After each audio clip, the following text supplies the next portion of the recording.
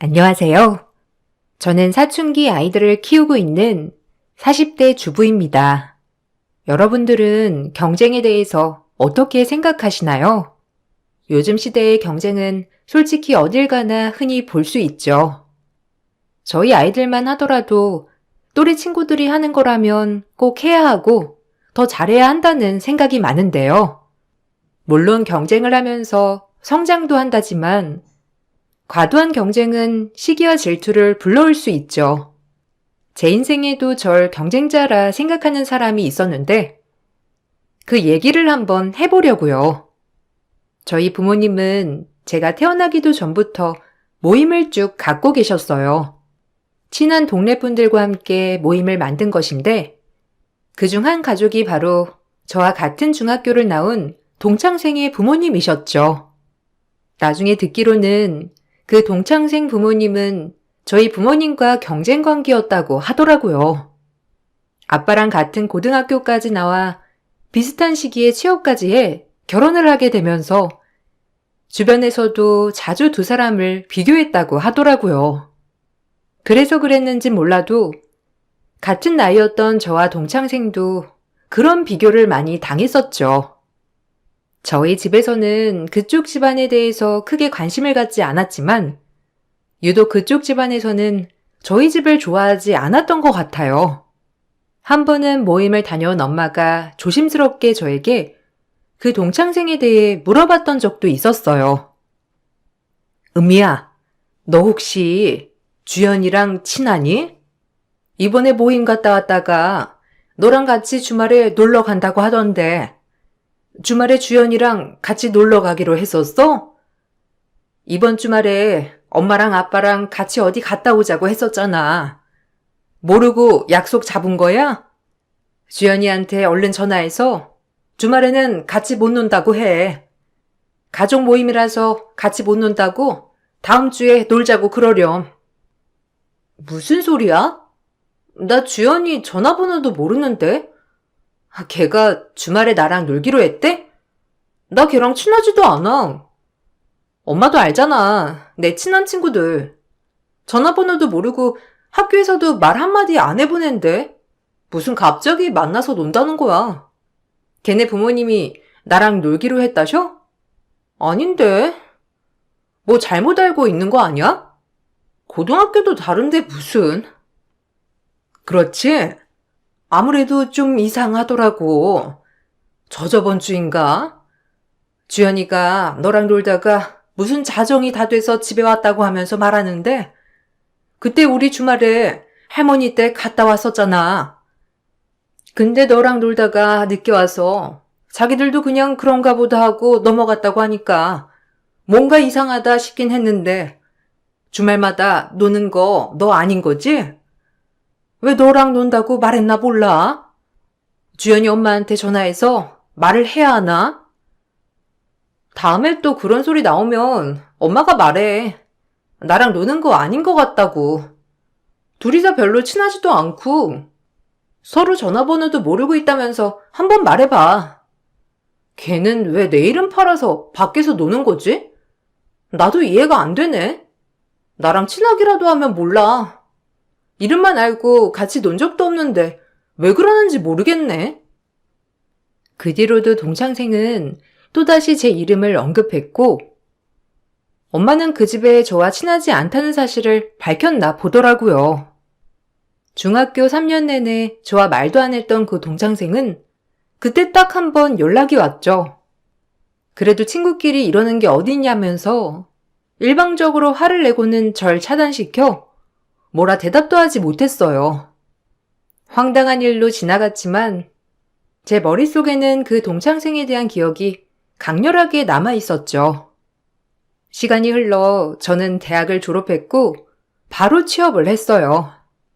중학교 친구들 중에서 그 동창생과 같은 고등학교에 진학했던 친구들도 있었고 그때 당시 부모님도 모임을 유지하고 계셨기 때문에 가끔씩 동창생에 대한 소식을 들을 때가 있었는데 전에 듣기론 휴학도 중간에 여러 번 했었고 해외도 자주 나갔다 오면서 졸업이 많이 늦어졌다고 했어요. 그러다가 회사 인사 담당자님과 우연히 얘기를 하게 되었던 적이 있었죠. 팀장님, 혹시 이번에 신입사원 채용할 때 지인분 면접 보는 거 알고 계셨어요?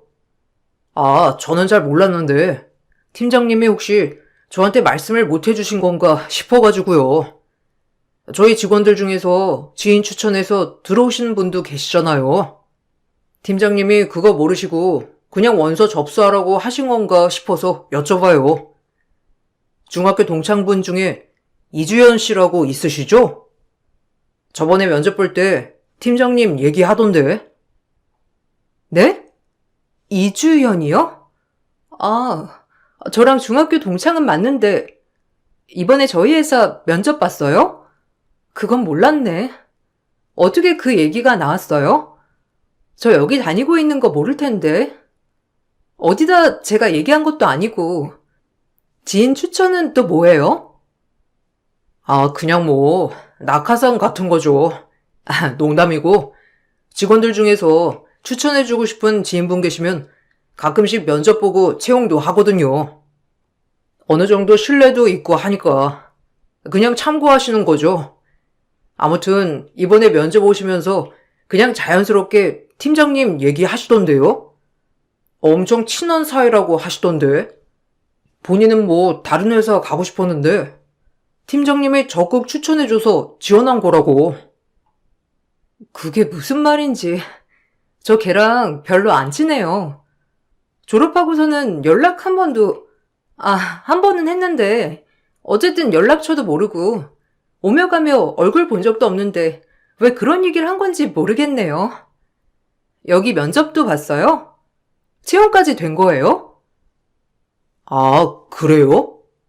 저는 팀장님이랑 엄청 절친이라고 하길래 팀장님이 괜찮은 지인분 여기 지원하라고 했나 보다 싶어가지고 결제까지 올렸는데. 저희 회사에서 팀장님 엄청 좋게 보는 거 아시잖아요. 팀장님이 추천한 인물이라면 괜찮을 거라고 생각해서 스펙 다 안 보고 올리긴 했는데. 어쨌든 알겠습니다. 일단 사장님께 보고는 할게요.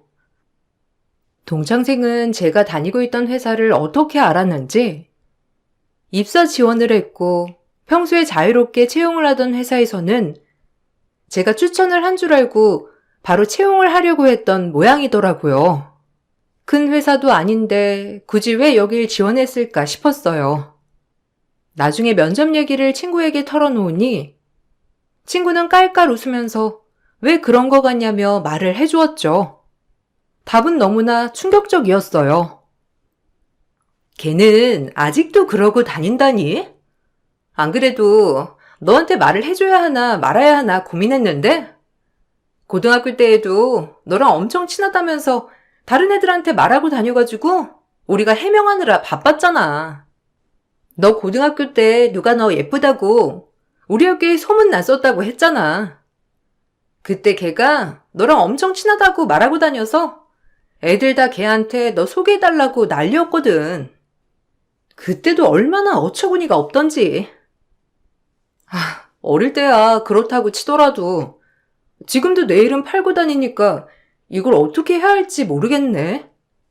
인사 담당자가 와서 얘기하는데 사실을 말해줘야 하나 말아야 하나 순간 고민했다니까. 아니 걔는 해외도 다녀오고 스펙도 좋을 텐데 왜 우리 회사에 입사하려고 하는지도 모르겠어. 그러니까 말이야. 걔도 알고 보니까 해외 나가서 공부한 게 아니더라고. 어쨌든 학점도 엉망해. 다른 스펙도 없어서 다른 친구들이 추천해 주려고 했는데 그게 잘 안 됐나 봐. 그러다가 너 소식 듣게 되고 팀장 달고 잘 나간다는 소리 들려서 그런가? 근데 어떻게 거기 가서 면접 보면서 네 얘기할 생각을 다 했대? 하긴 걔는 항상 너 어떻게 사는지 엄청 궁금해 하더라. 우리 고등학교 동창회는 계속 하는 거 알고 있지? 걔가 와서는 자꾸 네 소식 묻는데 난감하다니까. 저와는 어떠한 교류도 없이 제 소식을 궁금해하고 알아본다는 것도 너무나 이상했어요. 동창과는 어떠한 교류가 없었지만 부모님 모임은 계속 됐었죠.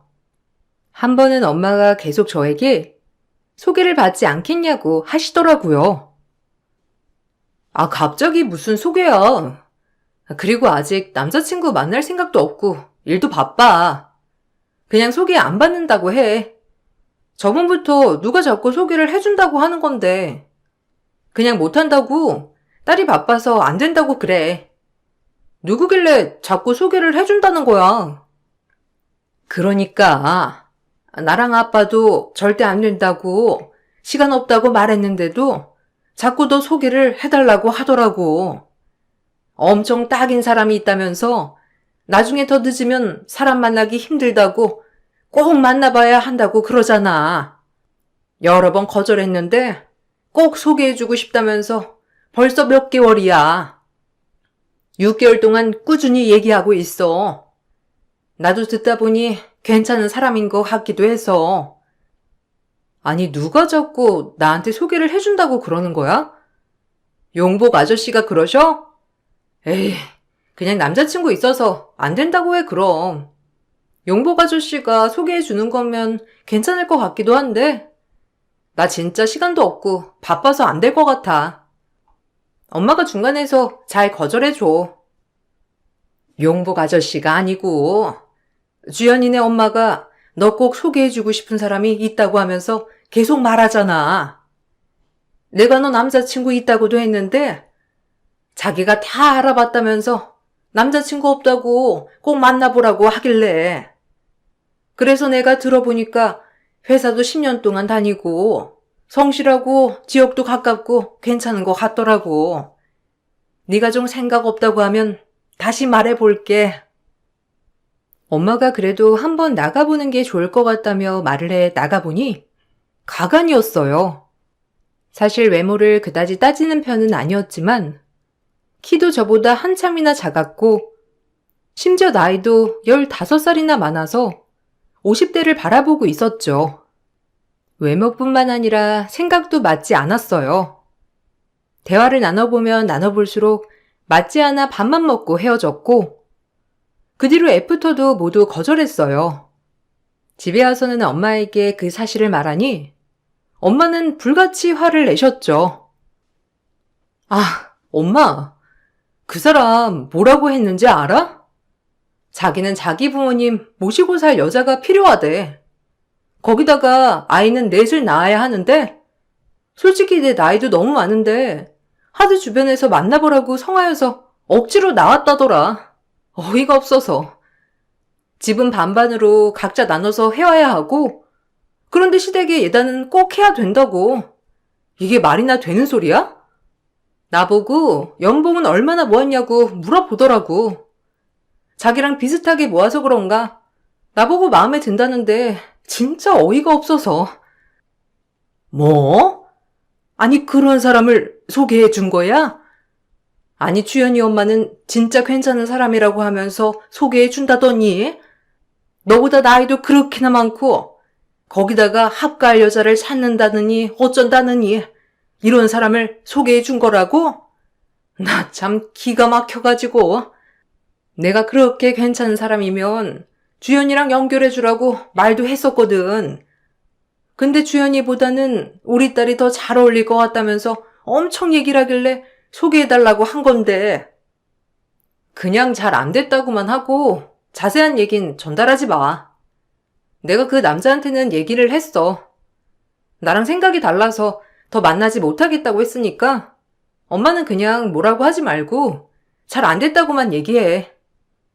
아니 주연이 엄마는 왜 그런 사람이랑 나랑 잘 어울릴 것 같다고 한 거야? 그러니까 내가 소개를 받겠다고 한 게 잘못이었어.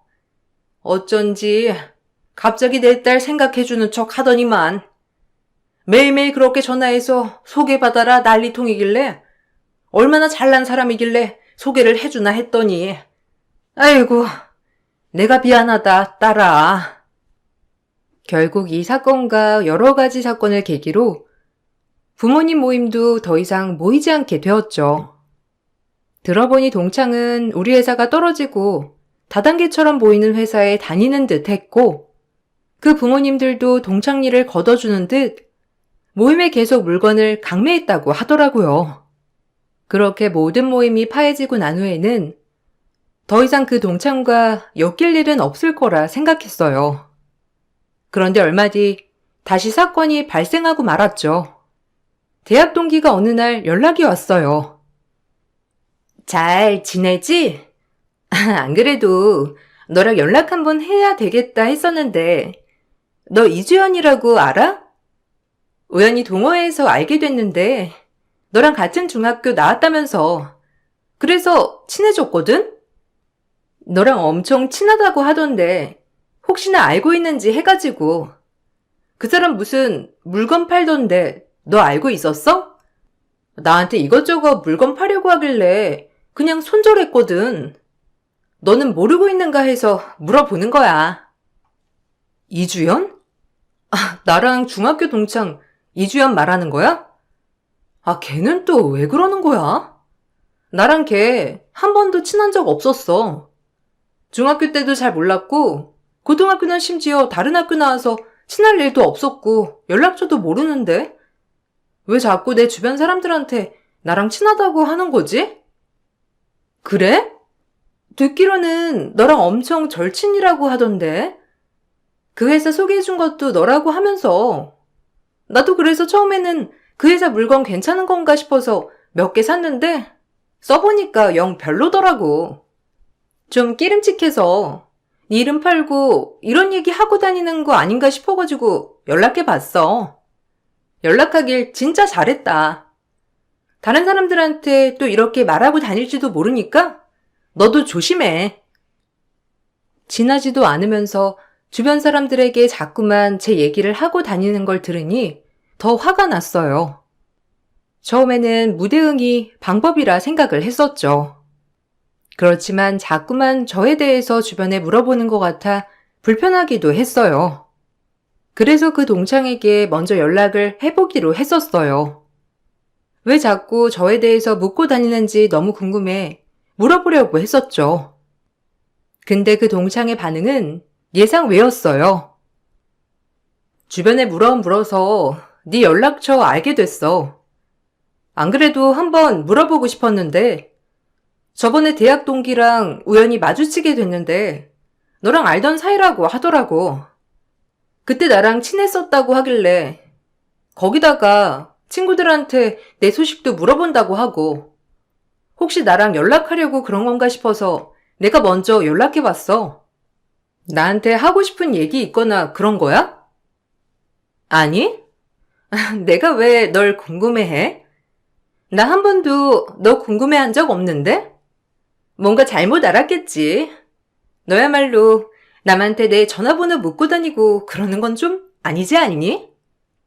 혹시나 우리 엄마가 너한테 소개해준 남자 때문에 그런 거야?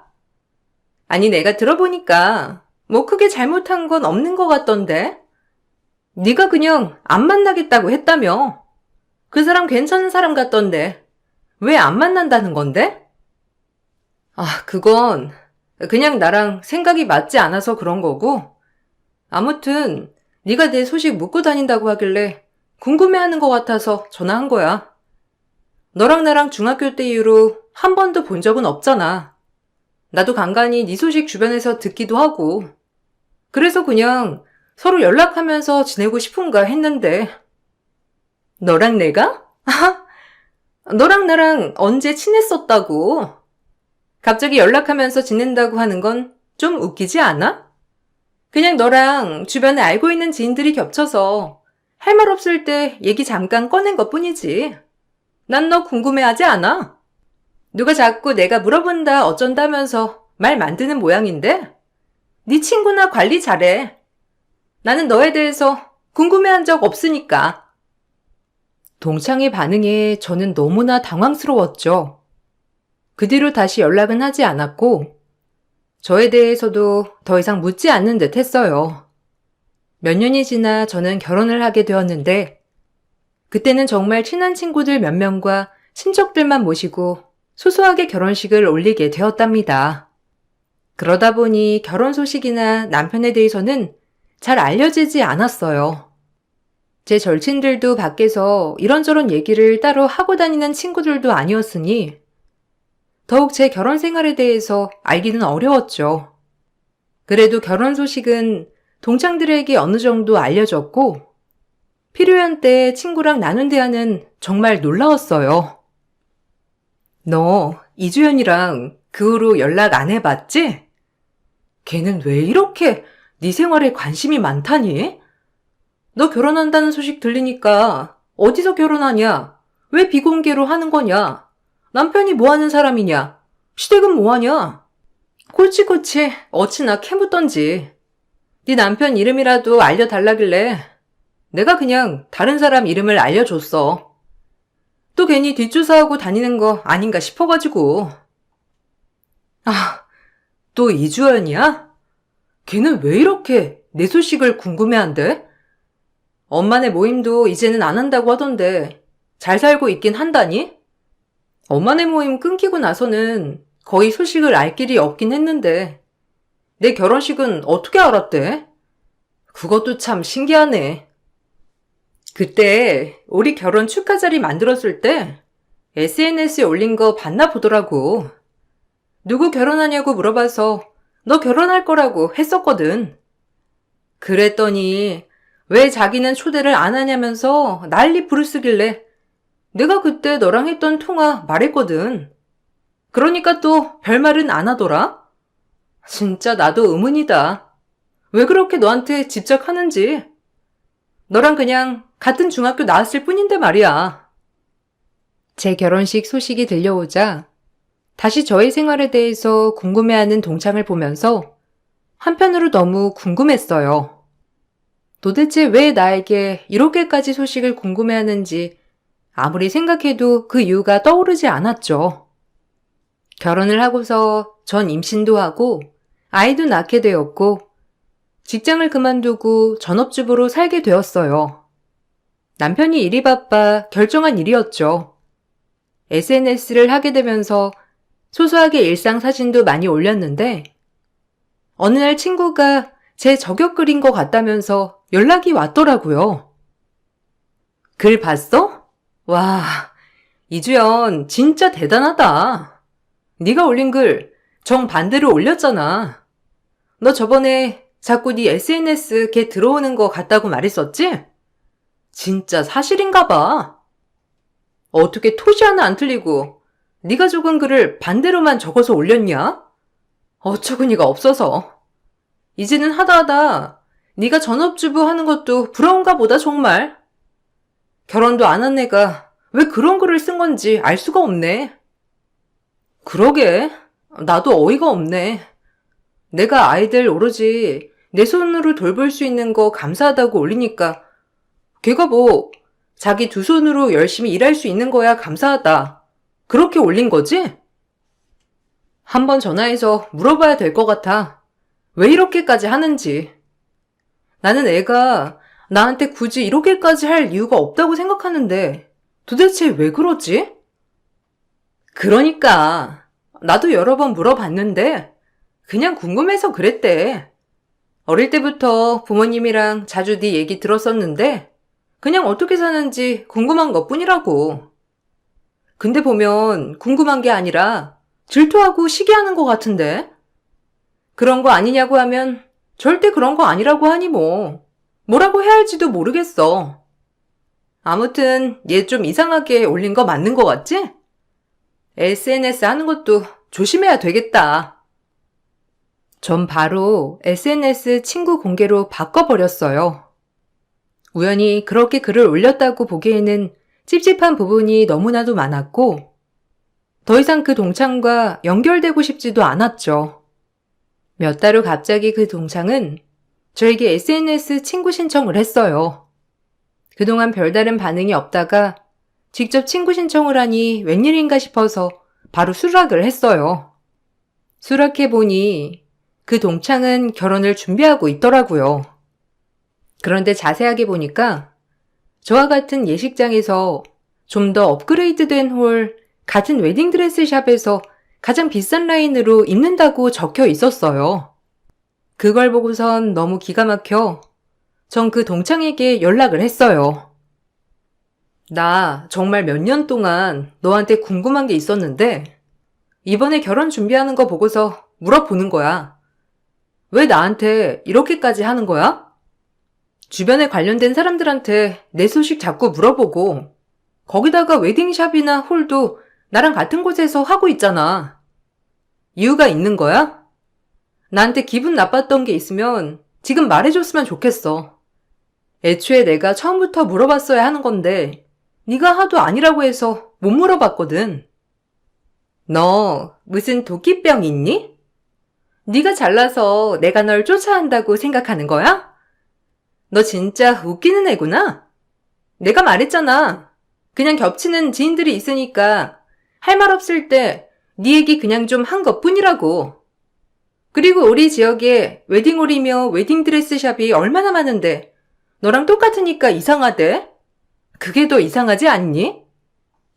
거기가 제일 고급스럽고 잘하는 곳이니까 선택한 거야. 그래 그럼 그건 그렇다 치더라도 그 밑에 적힌 글들은 뭔데? 수준 맞게 업그레이드 했다는 둥, 배 아파 죽겠지라는 둥, 나 들으라고 적은 글 아니야?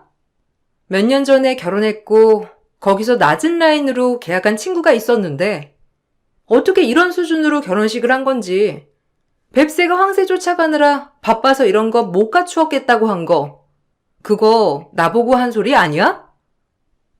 거기서 결혼한 친구가 너뿐인 줄 아니?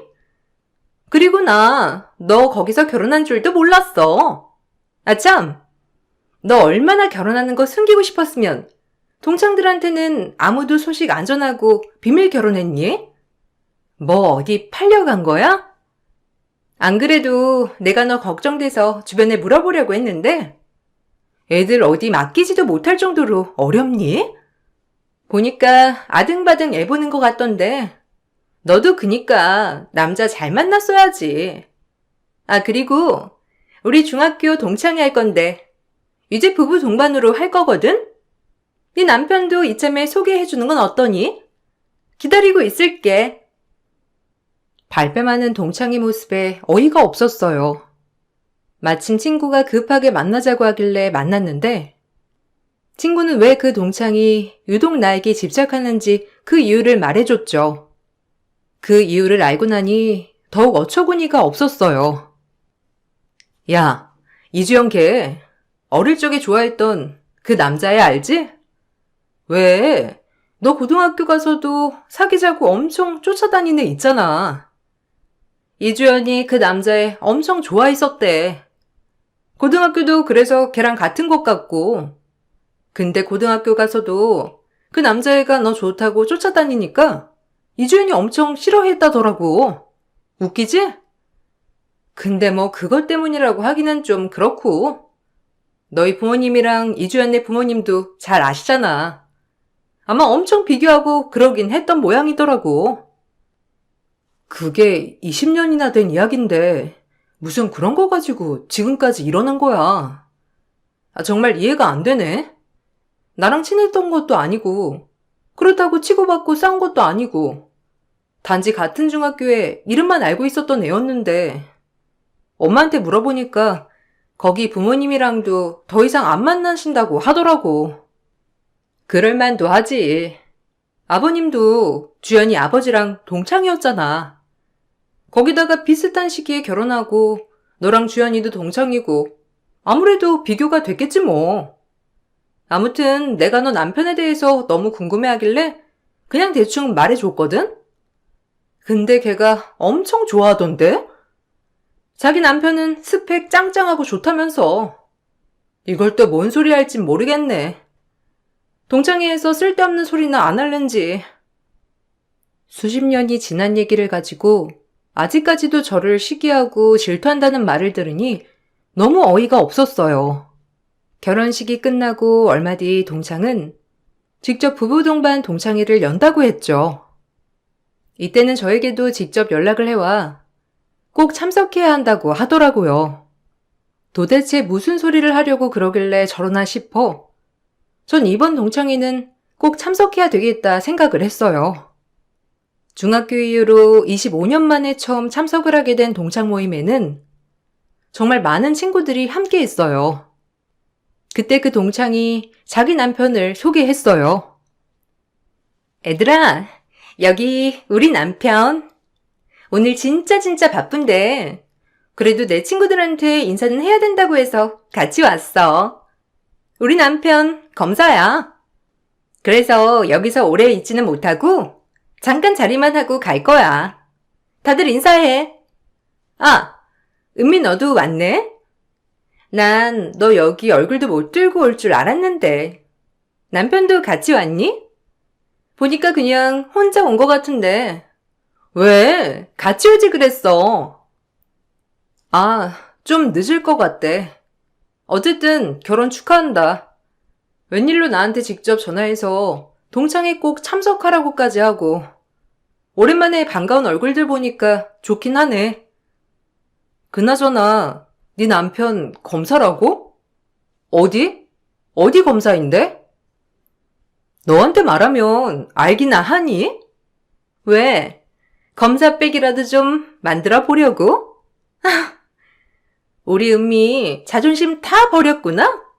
하긴 네가 중학교 때나 잘났지. 지금은 뭐 그냥 가정주부니까.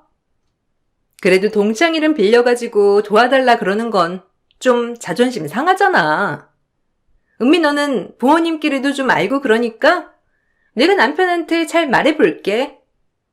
우리 남편이 좀 바쁘긴 한데 내 부탁이라면 들어줄 거야. 아니, 그게 아니고 검사 뭐 그런 힘 필요한 게 아니라 검사라고 해서 궁금한 게 있어서 물어본 것뿐이야. 그리고 너 왜 자꾸 나 그렇게 무시하니? 여기 자리도 나 이렇게 무시하려고 만든 거야? 굳이 남편까지 데리고 와야 한다고 하고 왜 그러는 건데? 네가 무시할 게 있어야 무시를 하지. 너는 어차피 나랑 급이 안 맞잖아. 2년 서방 월급 200 안 된다는 소문이 있던데? 설마 그 나이 먹고 진짜 200도 못 버는 건 아니지? 이혼이라도 준비하려고? 근데 검사는 그런 거 안 보고 변호사 찾아가야지. 남편한테 물어봐서 괜찮은 국선 변호사 알아봐 달라고 할 테니까 돈도 없을 텐데 국선으로 찾아봐. 그때 일을 마친 남편이 들어오자 동창 전체가 제 남편에게 90도로 숙여 인사를 했죠. 거기다가 그녀 남편 눈마저 넙적 엎드려 인사를 했어요. 동창은 당황한 얼굴로 남편과 저를 번갈아 봤는데 동창 남편의 태도에 난리가 난 건 동창뿐이었어요. 왜 그래, 여보? 갑자기 왜 그러는 거야? 여보, 당당해도 돼. 여기 남편 뭐 별거 없어. 어디 뭐 사무실 다닌다던데. 뭐가 꿀릴 게 있다고 그러는 거야. 내 동창이라고 그렇게 인사할 필요 없다니까. 내가 그때 말했지? 나 개무시하는 애가 쟤야. 우리 결혼할 때 뭐 자기 따라하느니 어쨌다느니 했다는 애. 남편도 별 볼 일 없다고 하는데 왜 그러는 거야? 아이, 쓸데없는 소리 좀 그만해. 내가 창피해가지고. 나이 그렇게 먹어서 일진놀이 하고 싶어? 누군 줄 알고 그런 소리를 하는 거야? 입 닥치고 그냥 가만히 있어. 아이고, 이사장님, 안녕하세요. 여기서 이렇게 뵐 줄이야 꿈에도 상상 못했네요. 안 그래도 저희 아내가 여기 동창회 참석한다길래 가면서 연락 한번 드리려고 했는데 동창회까지 신경 쓰실 줄은 몰랐습니다. 네, 최 검사님, 오늘은 좀 여유가 있으신가 봐요. 원래 동창회까지 다 참석하는 건 아닌데 여기 이쪽이 저희 와이프입니다. 한 번도 본 적은 없으시죠? 저도 와이프가 부부 동반이라고 하길래 같이 참석을 했습니다. 듣다 보니 와이프를 좀 괴롭히는 동창이 있다더라고요. 가서 얼굴이나 보자 싶어서 온 건데 혹시 최 검사님 와이프 분인가요? 사실 남편의 할아버지는 지청장이셨고 시부 역시 검사장을 하셨던 검사 집안이었어요. 남편은 해외에서 직장을 다니다가 학교 재단 이사장이 되었죠. 직업이 직업이다 보니 결혼식도 소소하게 했었고 잘 알려지지 않았어요. 동창 남편이야 남편과 어느 정도 안면이 있었지만 저와는 한 번도 만난 적이 없었죠. 나중에 모든 사실이 밝혀지고 나서 난리가 났다더라고요. 동창 남편은 사람들 앞에서 창피를 줬다면서 결혼 1년도 되지 않아 동창에게 별거 선언을 했다고 해요. 동창은 자기 부모님 귀에까지 동창이 사건이 들어가서 친정에도 못 가고 있다며 저에게 한 번만 좀 해명을 해주면 안 되냐고 부탁 연락이 왔었죠. 내가 진짜 미안해. 솔직히 어릴 적부터 너랑 비교당하는 게 그냥 일상이다 보니까 중학교 같은 거 같다는 소식 듣고서는 널 경쟁자로 생각을 했어. 한 번도 너랑 제대로 얘기 안 해봤는데 난 속으로 너 질투하고 시기했어. 중학교 때도 나보다 훨씬 공부도 잘했잖아.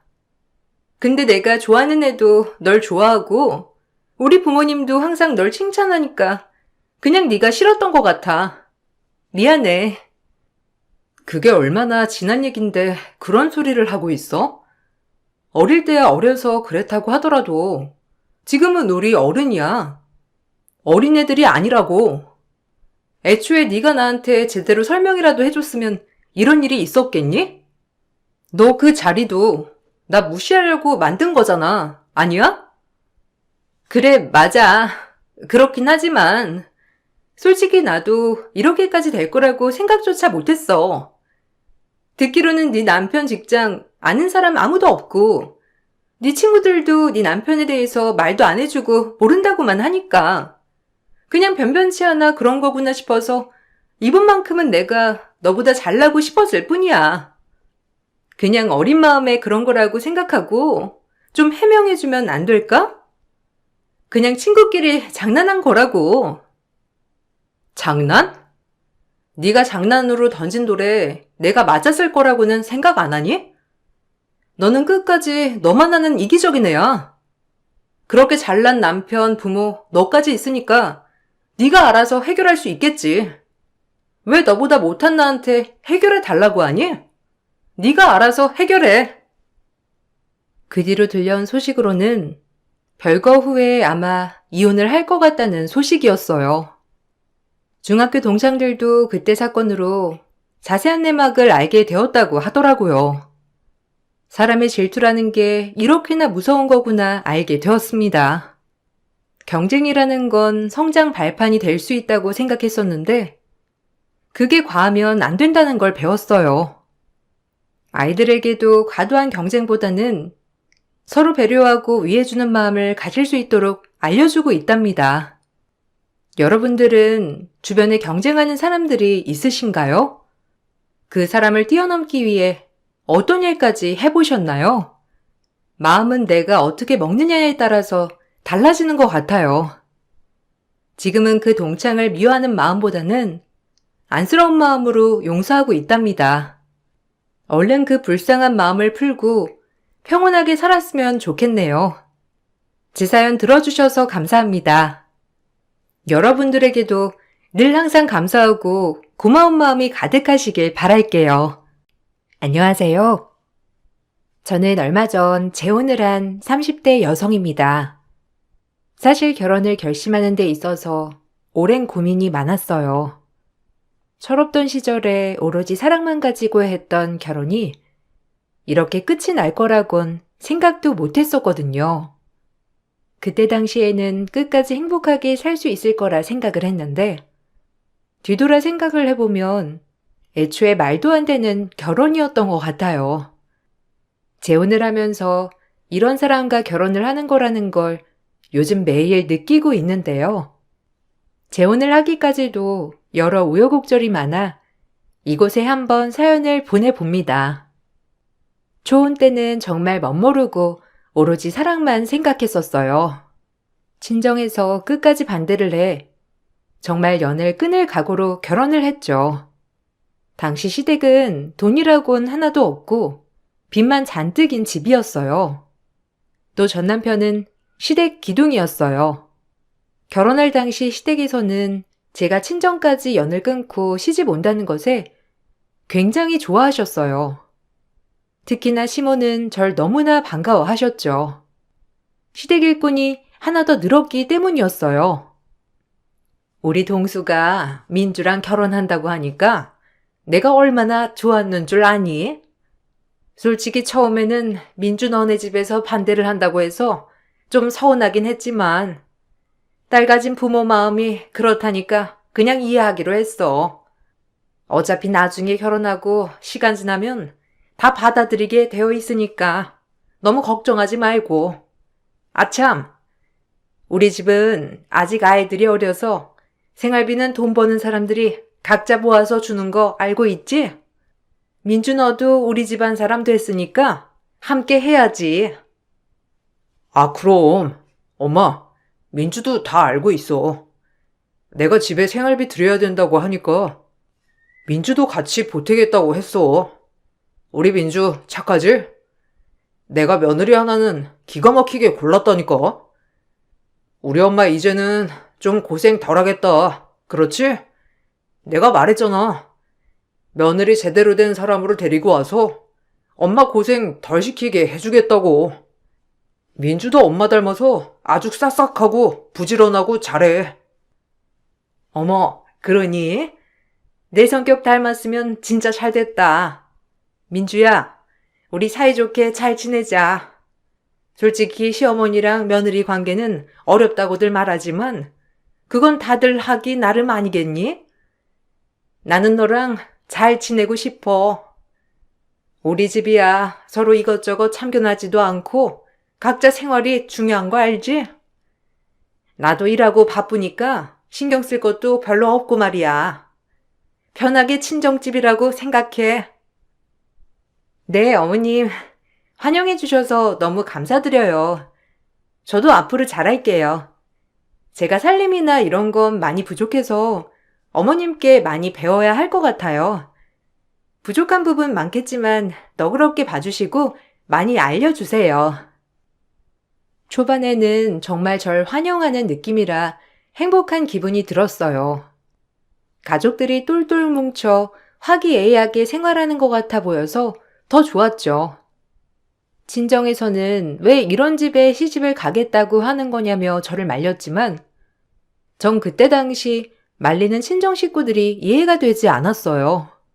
결국 결혼한다면 저와 연락을 끊겠다던 친정 식구들을 뒤로하고 전 기어코 고난의 문을 열어버렸습니다.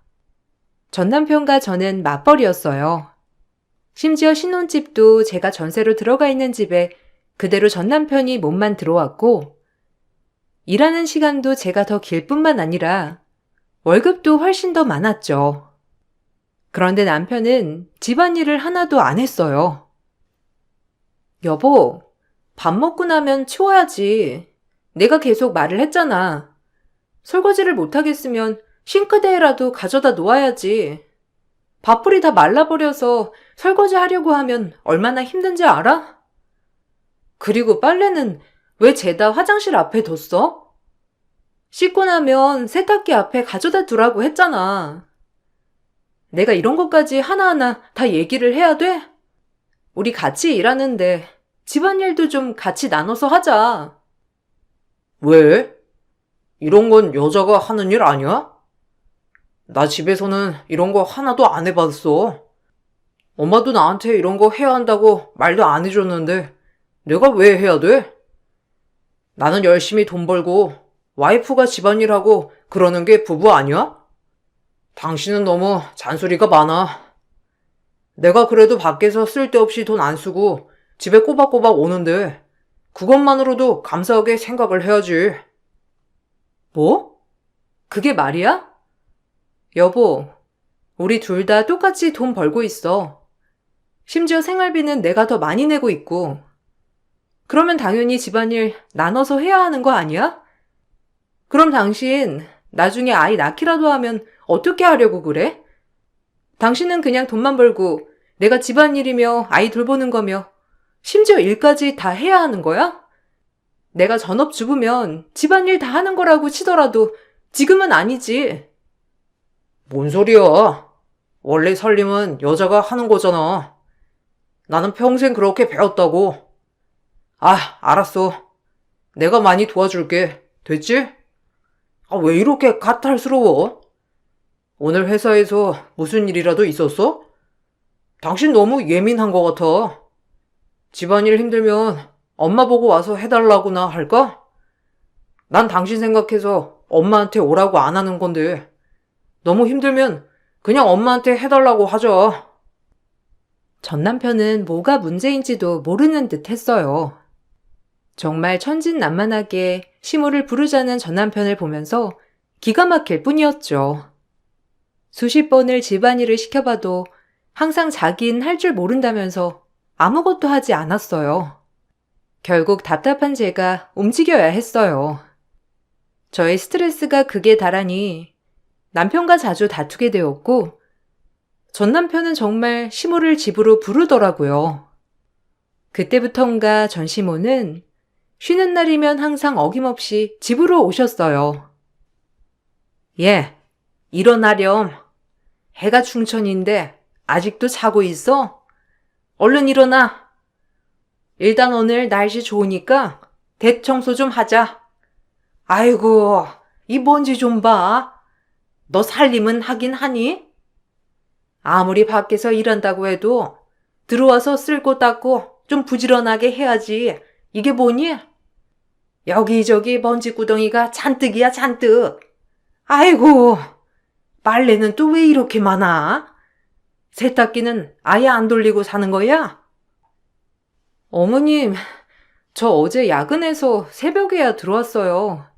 조금만 더 잘게요. 안 그래도 오늘 대청소하려고 했는데 남편 작은 방에서 자고 있을 텐데 한번 깨워보세요. 어제 저 오기 훨씬 전부터 자고 있어서 아마 지금쯤 깨어날 거예요. 남편한테 좀 청소해 놓으라고 할게요. 어머님도 잠깐 쉬고 계세요. 제가 잠이 부족해서 주말에 몰아서 쉬고 있거든요. 평일 내내 고생하네. 주말까지 깨워서 고생시키게? 너는 남편이 밖에서 열심히 일하고 오면 집안 살림 싹 해놓을 생각은 안 하고 피곤한 남편 부려먹을 생각만 하는 거니? 됐다. 아들은 내버려 두고 너랑 나랑 둘이서 깨끗이 치우자. 어차피 남자들 손에 맡겨봤자 깔끔하게도 안 하고 여자들끼리 해야 빨리 되고 깔끔해서 좋아. 너도 늦게까지 잘 생각하지 말고 얼른 일어나. 저 남편보다 훨씬 더 많이 일하고 늦게 퇴근해서 자는 시간도 적어요, 어머님. 그렇게 따지면 제가 더 많이 고생하는걸요? 1시간만이라도 더 잘게요. 제가 몸도 별로 안 좋아서 그래요. 대청소 제가 할 테니까 어머님 오늘은 집으로 가세요. 제가 이따가 일어나서 시작할게요. 왜? 나 가면 우리 아들 시키게? 난 그 꼴 못 본다. 얼른 네가 일어나. 너랑 나랑 후딱 하면 될걸. 이렇게 말씨름할 시간에 얼른 일어나서 하겠어. 날씨 좋으니까 이불 빨래도 좀 하자. 너 몸 피곤하니 오히려 잘 됐네. 낮에 많이 움직여야 저녁에 푹 자는 거야. 네가 움직이질 않으니 저녁에 잠을 제대로 못 자서 자꾸 피로가 안 풀리고 그러는 거지. 오늘 열심히 움직여서 저녁에 푹 자렴. 전시모는 제가 쉬는 꼴을 못 봤어요. 심지어 그때 당시 전 임신을 한 상태였음에도 불구하고 전혀 제 몸 상태를 고려해 주시지 않으셨죠. 결혼을 결심하고 허니문 베이브를 가졌던 저는 입덧도 심했지만 어느 누구 하나 절 배려해주는 사람은 없었어요.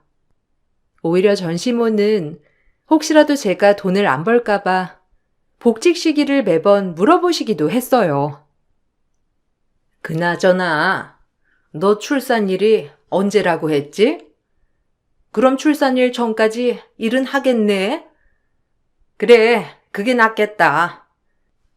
요즘 애들 들어보니까 출산 예정일 뭐 한 달 전 2달 전부터 휴직한다고 하던데. 그렇게 쉬어가지고 뭐 하겠어. 배도 나왔는데 집구석에나 있지. 너는 그렇게 하지 말고 낳기 전날까지 일해. 내가 아이 낳아보니까 그래도 괜찮더라고. 그런가요? 회사에서는 막달 가까워지면 몸도 무겁고 일하기도 힘들 거라고 해서 2달 전부터 편할 때 쉬라고 했는데 저도 그게 나을 것 같아요. 지금도 몸 상태 별로인데 막달까지 버티면 힘들 것 같아요. 주변에도 물어보니까 막달 때까지 일하는 분들은 많지 않다고 하더라고요. 지금도 힘들면 단축 근무도 할 수 있다고 해서 신청할까 생각 중이에요. 뭐? 단축 근무? 너 그렇게 하면 월급 줄어드는 거 아니니? 아이고, 얘. 돈이 하늘에서 떨어지니? 아니면 땅에서 솟아나니?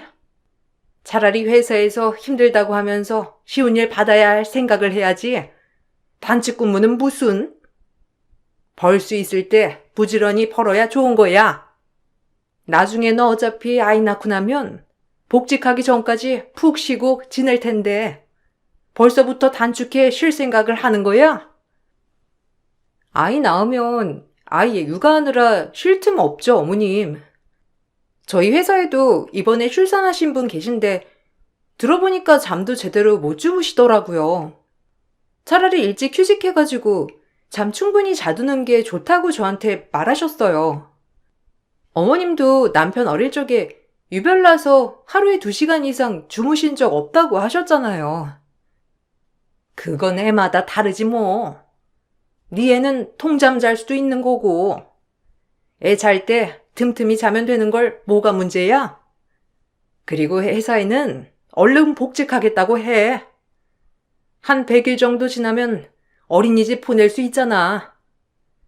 요즘은 어린이집에서 다 알아서 해준다더라. 어린이집 보내고 복직 바로 하겠다고 하면 되겠네. 그렇지? 네가 휴직할 때는 우리 아들 혼자서 돈 버니 힘들겠다 정말.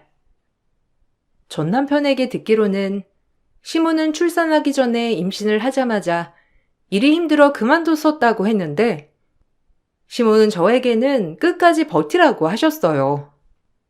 너무 서운했지만 넉넉한 형편이 아니었기 때문에 저는 출산 전까지 쭉 회사를 다닐 수밖에 없었죠. 임신을 하고 무거운 몸을 이끌고 출퇴근을 하면서 겨우 집에 돌아오면 산더미같이 쌓인 집안일이 남겨져 있었어요.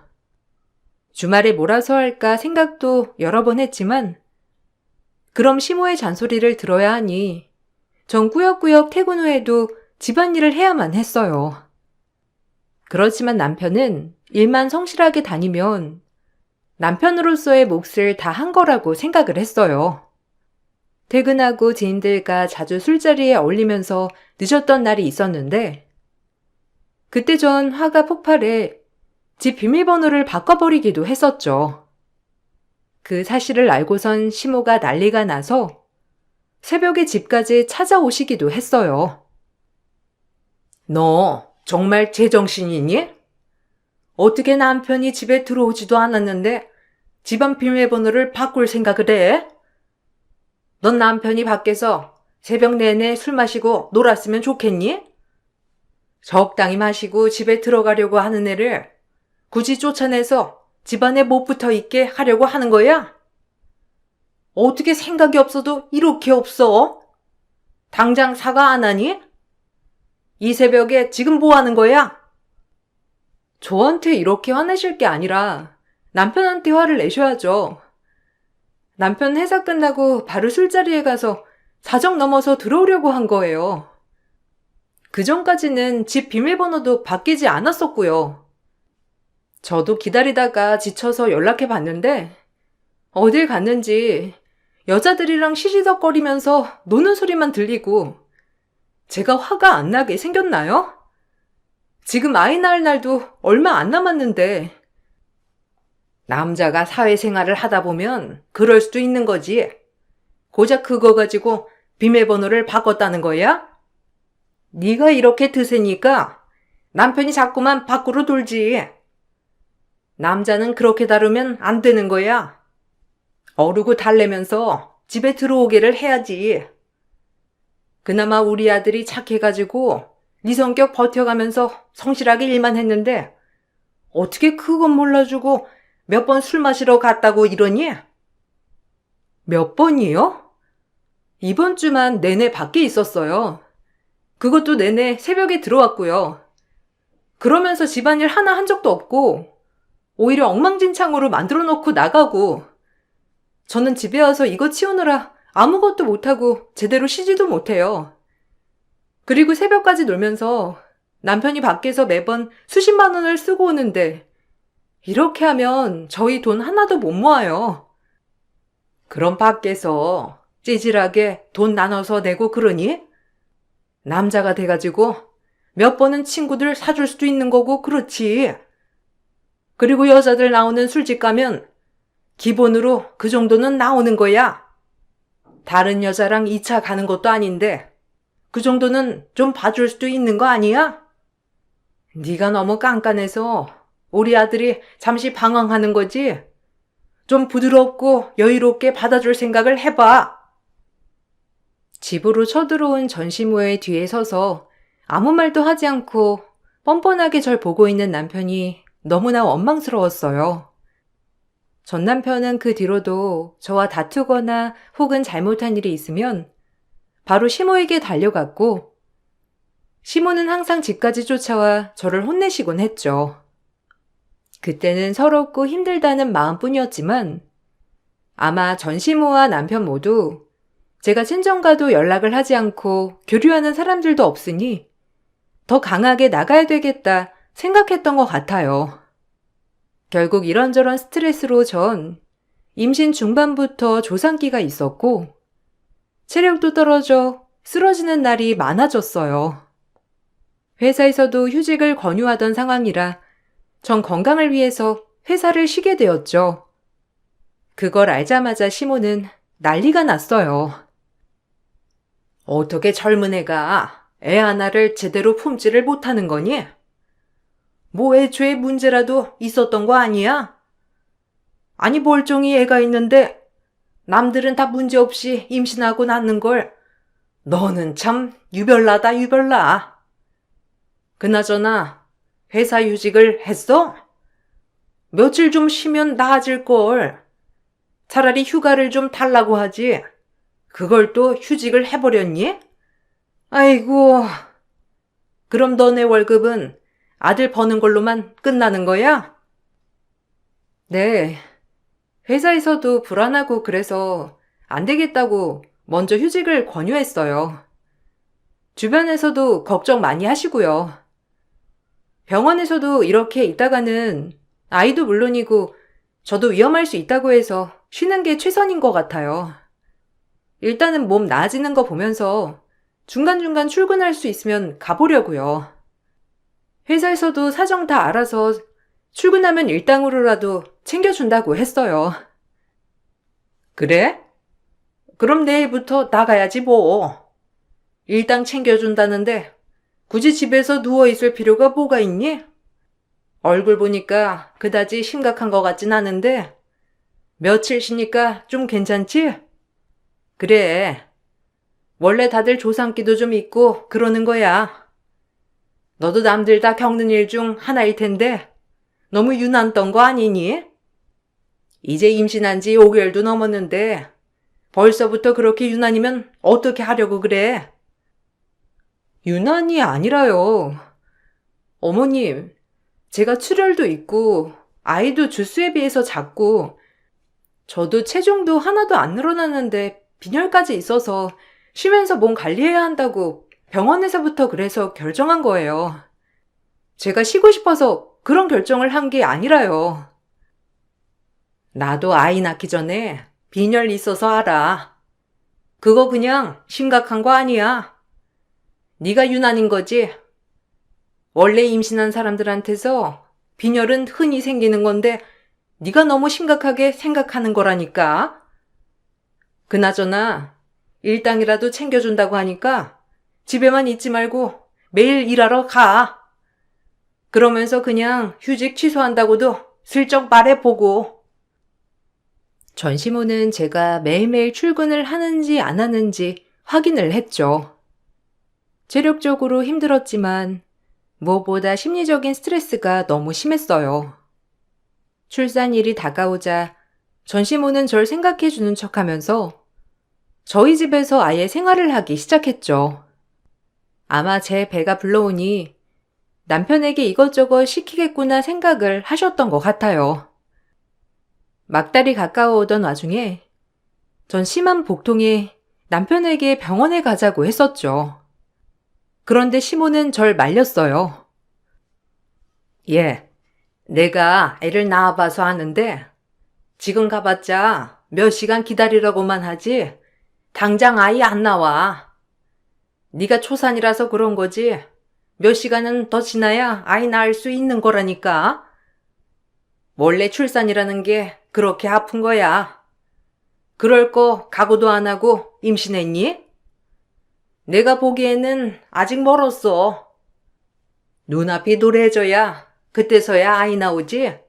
말 똑바로 하는 거 보니까 아직 멀었네. 아니요. 지금 진짜 당장 나올 것 같아요. 아까 이슬도 비쳤고 양수도 터진 것 같아요. 병원에 가봐야 할 것 같은데 남편은 어디 갔어요?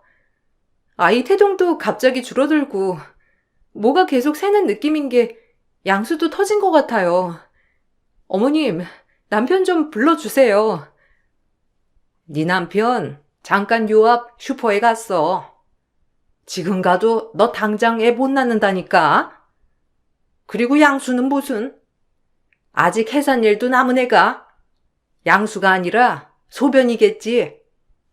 원래 막달 다가오면 소변 실수도 하고 그러는 거야. 그러게 너 아까부터 물을 너무 많이 먹더라. 거기 그냥 우두커니 서 있지 말고 밥상이나 차려라. 아들 갔다 오면 바로 밥 먹게 지금 차려두자. 제 상태는 전혀 생각하지 않고 밥상이나 차리라는 말을 들으니 더 이상 참을 수가 없었어요. 머리가 팽팽 돌면서 심한 복통이 몰려왔고 전 바로 밖으로 나가 택시를 타고 병원으로 향했죠. 오히려 택시 기사님이 제 남편인 것처럼 병원 안까지 부축해 데려다 주셨고 심지어 제 안부를 물으러 병원까지 오셨을 정도였지만 가족이라고 하는 시댁 식구들은 얼굴도 보이지 않았어요. 응급실로 향한 전 긴급 수술을 해야만 했어요. 아이의 맥박이 잡히지 않았고 제 상태도 위험했죠. 여기에 아기 집출혈이 멋지않아 결국에는 자궁을 드러내기까지 하게 되었습니다. 그렇게 긴급 수술을 하고선 깨어나 보니 제 곁에는 친정 부모님이 계셨어요. 위급한 소식에 남편은 친정에 연락을 했던 거였고 그제야 제 상황을 알게 되셨던 거였어요. 친정 부모님은 제 꼴을 보시고서는 당장 이혼을 하라면서 절 친정으로 데리고 가셨어요. 며칠 뒤 전 남편이 친정으로 찾아왔죠. 그렇게 반대하던 결혼했으면 잘 살 것이지. 결국 우리 딸 이런 꼴로 만들어. 나 자네 용서 절대로 못하네.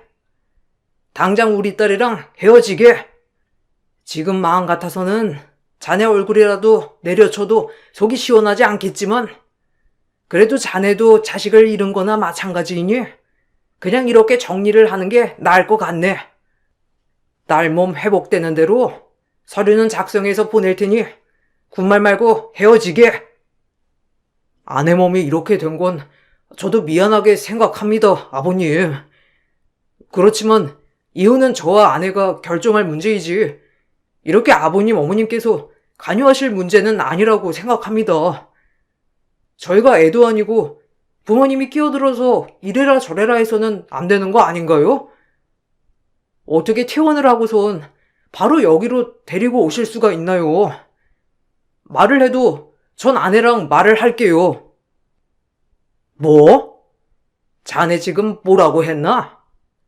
내 딸을 이렇게 엉망진창으로 만들어 놓고선 관여할 일이 아니라고? 그러면 자네 어머니는 자네 어머니는 왜 그렇게 간섭하신 건가? 내가 아무것도 모를 줄 알고 그러는 거야? 그렇게 지독하게 우리 딸 괴롭히고선 정말 책임이 없다고 생각해? 이런 말까지 드리고 싶진 않았지만 솔직히 말해서 장인 장모님께서 아내랑 연락을 끊으셨기 때문에 저희 엄마가 더 챙겨주신 거죠. 저희 엄마도 바쁘신 분입니다. 바쁘신 분이 살림 하나하나 다 알려주는 게 쉬운 줄 아시나요? 솔직히 전 장인 장모님 원망도 있습니다. 애초에 그렇게 반대하시지 않으셨으면 저희가 지금 이 꼴이 됐겠나요? 사과는커녕 친정 부모님에게 오히려 원망을 하는 남편의 태도를 보고선 전 한순간에 정말 정이 털려버렸어요. 이대로는 안 되겠다 싶어 남편에게 이혼을 요구했고 그때부터 정말 난리가 났어요. 이혼은 찬성할 테니 위자료를 달라고 하질 않나, 재산 분할을 해줘야 한다고 하질 않나, 얼토당토하지 않은 얘기만 꺼내더라고요. 심지어 이런 얘기는 남편의 입을 통해서가 아니라 전시모에게서 들었던 얘기였어요. 애도 제대로 못 지킨 애가 뻔뻔하게 이혼을 하자고 해? 너 지금 이게 말이 된다고 생각하니? 네가 애를 제대로 못 지켜서 벌 받은 거야. 그래서 네 자궁 드러낸 거라고. 그걸 알면서 뻔뻔하기 그지없구나. 우리 쪽도 너 같은 애는 더 이상 며느리로 인정하고 싶지 않아. 그러니까 대가는 치러야 하는 거 아니니? 그동안 우리가 너 배려해주고 생각해준 거 위자료로 보상해야지. 위자료요? 지금 저한테 위자료라고 하셨어요? 오히려 제가 받아야 할 건 아니고요?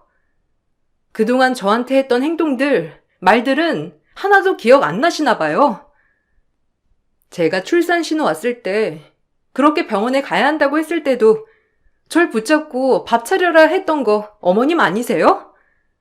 내내 스트레스 주고 괴롭히시더니만 끝까지 절 괴롭히시려고 하셨나 봐요. 내가 괴롭혀? 무슨 소리 하는지 모르겠네. 병원에 안 간 걸 왜 내 탓을 하니? 네가 그 정도로 아팠으면 내가 아무리 그렇게 말했어도 갔어야지. 네가 안 간 걸 왜 내 탓을 하니? 내가 이래서 너 때문에 스트레스를 받았던 거야. 내가 하지도 않은 걸 했다고 모함하고 우리 아들이 너랑 살면서 얼마나 스트레스를 받았는지 네 꼴도 보기 싫다더구나. 그저 병원에 못 가게 한 거 아니셨죠. 근데 저한테 그러신 게 아니라 남편한테 그러셨잖아요. 저 긴급 수술할 때 배우자 동의 필요한데 어머님 별일 아니라고 나중에 가도 된다고 몇 시간을 잡아두셨잖아요. 그거 아니었으면 우리 아이 충분히 살렸어요. 저도 이 꼴은 안 났고요. 그래놓고 무슨 소리 하는지 모르겠다고요? 그러면 법원에서 한번 판가름해 보시죠. 끝까지 뻔뻔한 시댁 태도에 소송으로 이혼을 하게 되었어요. 다행히 그동안 시모와의 통화 녹음도 존재했고 남편과 나눈 수많은 메시지 내용으로 남편에게 유책 사유가 있음이 밝혀지게 되었죠. 이혼이 확정되기 전까지 전시모와 남편은 재산 분할도 요구를 했지만 남편의 기여도는 0에 가까웠기에 아무런 재산 분할 없이 그렇게 마무리를 하게 되었어요. 이로부터 전 이 사람들과 인연은 끝났구나 생각을 했었죠. 그런데 제 생각과는 다르게 번호를 아무리 바꿔도 어떻게 알아냈는지 전 남편은 잊을만 하면 다시 연락을 해와 다시 만나자며 난리였어요. 중복되는 지인들이 많아서 그런가 제 행적들을 하나부터 열까지 다 알고 있어 소름이 돋을 때도 있었죠. 끝나도 끝나는 것 같지 않았던 전 남편과의 인연이 질기게 계속되자 전 스트레스를 많이 받았고 남자에 대한 불신이 커져가고 있었어요. 그러다가 심리치료를 받으면서 알게 된 분이 제 마음의 안정을 찾아주었답니다. 그 사람이 지금 재혼한 남편이었어요. 재혼한 남편은 저의 모든 상황을 이해했죠. 인품도 훌륭했지만 외모며 재산까지 뭐 하나 빠질 곳 없는 사람이었어요. 더욱 놀라웠던 것은 현 남편의 식구들 중 누구도 저와의 만남을 반대하지 않았다는 거였어요. 오히려 결혼을 결심하자 누구보다 축복해 주시기도 했죠. 전 비로소 이런 게 정말 사랑이고 행복이구나를 느끼게 되었어요. 문제는 어떻게 알았는지 그 즐기고도 즐긴 전시모가 식장까지 찾아온 거였어요. 전시모는 제 눈앞에서 현시모에게 다가가 폭로를 하기 시작했죠. 내가 얘 결혼한다는 소식 듣고선 아주 깜짝 놀랐다니까요. 또 다른 피해자가 생기는구나 싶어가지고 얼른 말해줘야 되겠다 생각했었는데 만날 길이 있어야 말이지. 며느리 될 사람 제대로 알아보고 허락하신 건 맞죠? 설마 제가 임신했다고 그래서 아들 장가 보내시는 건 아니실 테고 내가 솔직하게 말을 해드리고 싶긴 한데 여기서 말씀드릴까요? 무슨 말을 하시고 싶으신진 모르겠습니다만 저희 가족 행사이니 외부인은 나가주셨으면 좋겠네요. 저희 며느리를 알고 계시는 분이신 것 같은데 이렇게 말을 하시는 거 보니 좋은 인연은 아닌 듯 싶네요. 그렇다면 더더욱 말을 들을 필요는 없을 것 같고요. 좋은 날이니 이 정도로 말씀드리는 겁니다. 전 더 이상 들을 말이 없을 것 같은데 나가주시죠. 아유, 사모님이 뭘 모르셔서 이러는 건데 제가 얼마나 뻔뻔하고 여우 같은 앤데요. 이 사실은 말했나 몰라? 얘 자궁까지 드러냈는데 알고는 계시오? 모르셨죠? 아들이 아무리 씨앗을 주면 뭐해? 그걸 뿌릴 밭이 없는데. 결혼식 날 말씀드려서 죄송하지만 더 늦기 전에 결혼식 중단하시라고요. 전시모의 말에 현시모는 얼굴이 급속도로 굳어졌어요. 그러더니 전시모의 눈앞으로 지갑을 펼쳐 보였죠. 지갑을 유심히 보던 전시모는 깜짝 놀랐고 그 표정을 보면서 통쾌하다는 듯이 현시모는 무언가를 말했어요. 그 뒤 전시모는 개거품 쏟아내며 발광을 했죠. 보시다시피 전 산부인과 의사입니다. 지갑 보셔서 아시겠지만 제가 저희 며느리 자궁 수술했고요. 아마 그때 당시 그쪽 얼굴이 기억이 안 나는 거 보면 병원에는 한 번 오신 적도 없으신가 봐요. 죄송합니다만 그쪽 아드님도 기억이 안 나네요. 정말 감사드려요. 제가 그런 특별한 상황을 목격하지 않았다면 제 며느리 만날 수 없었을 텐데 평생 제 며느리 상처 준 사람 원망하고 증오할 겁니다.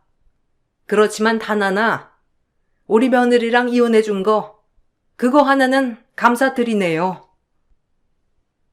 뭐요? 감사? 단체로 약을 먹었나? 자궁도 없는 애를 며느리로 받아들여? 그게 말이나 된다고 생각해? 아주 미쳤구만, 미쳤어. 왜요? 거기 아들 씨가 없어? 어차피 뿌릴 씨가 없으니 밭이 없어도 상관없다 이건가? 역시 모 눈에 뭐만 보인다고. 그쪽 집안은 며느리 씨바지로 보나 봐요. 눈이 그 지경이니 보석 같은 애를 그따위 대접을 한 거겠죠. 더 이상 해명할 필요 없을 것 같은데 더 여기서 행패 부리시면 경찰을 부르죠. 현시모의 말에 전시모는 불이 나게 자리를 떴어요. 사실 지금 현 남편과의 만남을 주선해준 사람은 바로 현시모였어요. 현시모는 지금 남편을 낳고 나서 자궁에 문제가 생겨 저와 비슷한 나이대에 자궁을 드러내는 수술을 하셨다고 했어요. 그때 자신을 보는 것 같아 안쓰러운 마음에 심리 상담사인 현 남편을 연결해 주었고, 그 과정에서 친해지게 되면서 제가 생활해온 상황을 모두 듣게 되신 거였죠. 물론 절 반대하실 수 있었던 상황이었지만 현 시부는 절 반대하지 않으셨어요. 오히려 저의 굳건한 마음이 현 남편에게는 더 좋은 영향을 줄 거라며 결혼을 더 축복해 주셨답니다. 그 사실을 듣고선 전 시모는 난리가 났다고 하더라고요. 제 결혼 소식은 동네에서도 핫 이슈가 되었고, 그 덕에 제가 이혼한 이유도 모두 소문이 났다고 하더라고요. 전 시모뿐만 아니라 전 남편도 동네에서 나타나기만 하면 아직까지도 손가락질을 받고 있다는데 참 쌤통이구나 싶어요. 전 남편은 그 뒤로도 여러 번 선을 봤다고 하는데 그때마다 잘 이루어지지 않았다고 해요. 전 시모가 선자리를 알아볼 때 며느리 자궁 수술까지 시켜놓고서는 뻔뻔하게 선자리를 또 알아본다며 욕까지 들었다고 하던데 아무래도 전 남편의 지호는 힘든 일이 될 것 같네요. 암흑과도 같았던 힘든 첫 결혼이 끝나고 다시 절 찾기 위해서 오랜 시간 많이 노력을 했었어요. 지금은 웃으며 얘기를 하지만 끝도 없는 터널 속을 저 혼자서 걷는 느낌이었거든요. 이제는 어두웠던 터널을 나와서 사랑하는 남편과 함께 서로를 의지하면서 행복하게 지내고 있답니다. 철없던 제가 했던 그 선택이 제 인생에서는 뼈아픈 교훈으로 남게 되었네요. 물론 결혼을 하는 데 있어서 사랑이 제일 중요하겠지만 그 사랑의 대가가 희생이 되어서는 안 되는 것 같아요. 제 사연을 들어주신 분들 정말 감사합니다. 모두들 따뜻한 봄날 추억 많이 만드시길 바랄게요. 안녕하세요. 제 시댁 이야기를 한번 해보면 재밌겠다 싶어 글을 써보려고 해요. 평범한 남자를 만나 6년의 결혼 생활을 했고 효자인 남편이었기 때문에 결혼 후부터 지금까지 쭉 시부모님을 모시고 살았어요. 요즘 시대에 누가 시부모님을 모시고 사냐고 다들 그랬지만 그래도 마음이 따뜻한 분들이라 여기며 제 부모처럼 잘 모시자 생각했어요. 남편에겐 남동생이 하나 있었는데 그때도 홍기가 꽉 찬 백수 시동생이었고 시부모님에겐 골칫덩이었어요. 하지만 그런 백수 시동생이 결혼을 한다며 동서를 데리고 왔는데 그 동서의 정체를 보고 모두들 놀라기 일보 직전이었답니다. 저 역시 동서를 보고 매우 놀라긴 마찬가지였어요. 야, 너 능력 있다? 이렇게 12살이나 어린 재수 씨를, 그것도 혼수까지 딱 하니 장만해 올 줄이야. 재수 씨, 환영해요. 네, 감사합니다. 오빠가 참 잘해주기도 하고 저도 오빠를 너무 사랑하긴 마찬가지거든요. 저희 잘 살게요. 그래, 너무 고맙다. 아유, 제 사랑구실 하나 싶었는데 이렇게 예쁘고 젊은 너를 데려와서 마음 하나가 놓였어. 고맙다. 내가 우리 며느리 정말 다 해줄 거야. 말만 해. 우리 아들이 직업이 없어서 부모님들이 좀 그래야지. 아니에요. 엄마 아빠도 오빠의 심성 하나만 보고 너무 좋은 사람이라고 해주셨는걸요? 그러니까 너무 염려 마세요. 거봐, 내가 미연이 착하다니까. 미연이는 남자 직업 보고 그런 애 아니야. 사랑으로 나 하나만 선택한 애라니까. 너도 이제 아빠가 내 몸인데 정신 차리고 일도 하고 그래야지. 나중에 아빠가 아무것도 안 한다고 해봐라. 애가 어떻겠니? 오빠가 알아서 잘할 거예요. 전 오빠 무조건적으로 믿거든요. 지금이야 잘 안 풀리지만 저를 만났으니 잘 될 거예요. 아유, 말도 참 현모양처처럼 한다. 우리 아들 옆에 네가 있어서 얼마나 다행인지. 덕분에 더 용기 내서 뭐든 할 수 있겠어. 시동생보다 12살이나 어린 동서였고 저와는 16살 차이가 나는 어리디 어린 동서였어요. 고작 고등학생 티를 갓 벗어난 아이 같은 마음에 놀라기도 했지만 그래도 백수 시동생이 장가를 간다고 하니 시부모님들은 좋아하는 눈치였습니다. 게다가 혼수까지 떡하니 혼전 임신으로 빼도 박도 못하게 만들어 온 것이죠. 저 역시 그래도 시동생이 장가 가는 게 좋았어요. 어머님 아버님이 옆에서 계속 아들을 챙겼기에 그 수고가 덜어지는 것을 보는 것만 해도 참 기분이 좋았거든요. 도련님, 대단하다. 이제 서방님이라고 불러야지? 어떻게 12살이나 어린 여자를 만나서 결혼을 한대? 능력 장난 아닌데? 그래도 엄마 아빠 한숨 덜었지 뭐. 여자 한 번 못 사귀고 저러고 늙어 죽는 거 아닌가 했는데 그래도 여자는 잘 만나네. 도련님이 그래도 인물은 있잖아. 앞길이 안 트여서 그렇지. 그래도 동서가 내조만 잘해주면 분명 잘 되실 거야. 걱정 마. 그래도 재수 씨가 임신했는데 마음이 좀 그렇지 않아? 우린 천천히 생길 거야. 걱정하지 마. 난 네 마음 다칠까 봐 걱정 많이 했거든. 혹시라도 우리는 임신이 이렇게 안 되는데 재수 씨는 벌써 임신부터 하고 결혼을 하니까 말이야. 전혀. 우리는 뭐 둘이도 행복하게 살기로 했잖아. 오히려 축복할 일이고 동서가 임신을 하니까 차라리 어머님 아버님 뵐 면목도 생겨서 난 좋은데? 손주가 있으신 거긴 하니까 만약 나한테 손주를 기다리시진 않을 거 아냐. 난 진짜 괜찮아. 동서가 집으로 인사를 오고 나서 남편은 제 걱정을 하긴 했지만 정말이지 임신이란 자연의 이치이니 걱정하지 않았어요. 상대적으로 항상 풀리지 않았던 시동생이었기에 집에서 걱정이 가득했답니다.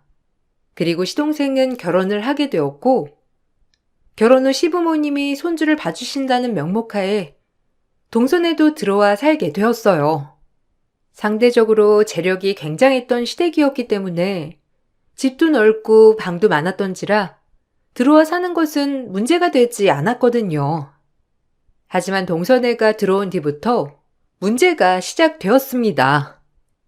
형님, 저 입덧 때문에 이거 먹기 힘들다니깐요. 아침에 좀 된장찌개 좀 끓이지 마세요. 형님이 애를 안 가져봐서 모르나 본데 이런 게 얼마나 임산부들한테 힘들게 하는지 알아요? 아침부터 누가 이렇게 밥을 먹는다고 거하게 밥을 차려? 동서가 입덧이 그렇게 심할 줄 몰랐어. 근데 어른들은 식사하시거든. 동서가 그러면 방에 들어가 있어. 저보고 뭐 여기서 빠지라는 거예요? 혼자 밥 차렸다고 생색은 생색대로 다 내시려고 그러신 거죠? 웃겨 진짜? 동서, 말 웃기게 한다? 입덧 심하다며. 그래서 방에 들어가 있으라고 하는 건데 어떤 생각을 하고 살면 그렇게 생각해? 맞잖아요. 갓 들어온 새댁이 아침 준비도 안 하고 방에 있는 꼴을 보여주려고 그러는 거 아니에요? 혹시 제가 애 갖고 형님은 애를 못 가져서 지금 저한테 이러는 건 아니죠? 만약 그런 거면 진짜 곤란해요. 그리고 전 당하고만 있지도 않을 거고요. 동서 되게 피해의식 있다. 난 그렇게 생각한 적도 없고 오히려 입덧이 심하니까 들어가 있으라고 한 건데 왜 이래? 동서는 입덧이 심하다는 이유로 매일같이 저에게 짜증을 내었고 시부모님이 안 계실 때만 유독 그러더라고요. 저희가 부엌에서 큰 소리를 내자 시어머니가 주방으로 들어오셨어요. 난생 처음 집에서 나는 큰 소리였기에 시어머니가 많이 놀란 눈치였습니다. 시어머니는 모든 입장에서 정말 다 두루두루 잘 지냈으면 하는 성품을 가지고 계신 분이기에 저희가 이러는 것이 충격인 것 같았죠. 아니, 무슨 일이야? 아침부터. 아침에 좀 더 잘하니까 꼭 밥을 차리니. 아버님이랑 다 좋아한다만 힘들잖아. 어머님, 죄송해요. 제가 형님이 차린 밥상에 입덧이 너무 심해져서 거들어주질 못하니까 형님이 화를 내셨어요. 제가 참고 했어야 하는데 앞으로 아침부터 큰 소리 안 나게 주의할게요. 어머님 너무 그렇게 신경 쓰지 마세요. 어머, 얘는 너 얼른 들어가 있어. 임신한 몸으로 무슨. 원래 임신하면 잠도 많아지는데 굳이 그럴 필요 없다. 그네는 나랑 같이 아침 준비하면 돼. 괜찮지, 큰애야? 아마 큰애도 널 시키려고 하는 목적은 아니었을 거야. 얼른 들어가렴. 네, 어머님이 그렇게 말씀해 주시니까 진짜 마음이 좀 놓이면서 형님 눈치를 덜 보게 되네요. 형님, 들어가 볼게요. 너무 황당해서 그 순간 말이 안 나오더라고요. 뭐 저런 게 있나 싶으면서 어머님 앞에선 세상 순한 척을 하는 동서를 보자 어린 것을 만만하게 보면 안 되겠다는 생각이 먼저 들었어요. 하지만 언제나 현명했던 시어머니였기에 동서의 그런 말투에도 그저 웃으며 토닥이시더라고요. 저 역시 시어머니가 저렇게 나오자 얼굴이 화끈거리며 더욱더 창피했지만 어머님은 다르셨어요. 다 알아. 둘째가 나이도 어리고 아무것도 모르는 것 같으니까 그냥 그러려니 하자. 쟤도 얼마나 고단하겠어. 어린 나이에 애가 져서 시집왔지. 갑자기 시어른들이랑 살지. 아마 당황스러운 게 많을 거야. 그래도 네가 따뜻하게 품어주고 가르쳐줘. 혹시나 임신 때문에 신경 쓰이는 거면 우린 정말 괜찮다. 앞서 얘기했듯이 애 없으면 너희들이 행복하게 살면 그만이야. 어머님, 죄송해요. 뭐 아침에 동서가 오해한 부분도 있고 저도 미처 살피지 못한 부분이 있어서 제가 더 주의할게요. 그래도 어른들이 있는 집에서 큰 소리를 내면 안 되는데 신경 쓰이게 해드려서 죄송해요. 어머님이 조금만 이해해 주세요. 아유, 그럼 다 이해하지. 맞춰가는 과정이니까 너무 그렇게 담아두지 마라. 가족끼리 복닥복닥거리면서 원래 사는 거거든. 아유, 이제야 사람 사는 집 같기도 한데 뭐. 네 동서 얼마나 어리냐. 그냥 웃으면서 네가 잘 넘겨주면 걔도 미안해 할 거야. 시어머니가 저렇게 말씀은 해주셨지만 사실 마음은 찝찝했어요. 결혼 후 한 번도 이런 모습을 보여드린 적이 없었기에 더 그런 것 같았죠. 하지만 동서는 그날을 기점으로 더욱더 기고만장한 모습이었고 점점 정남이가 떨어지는 행동을 하기 시작했답니다. 처음엔 왜 그러나 싶었지만 결국엔 시부모님의 재산 때문에 저에게 작정하고 들이대는 모습을 보여주는 동서였어요. 형님, 그거 알죠?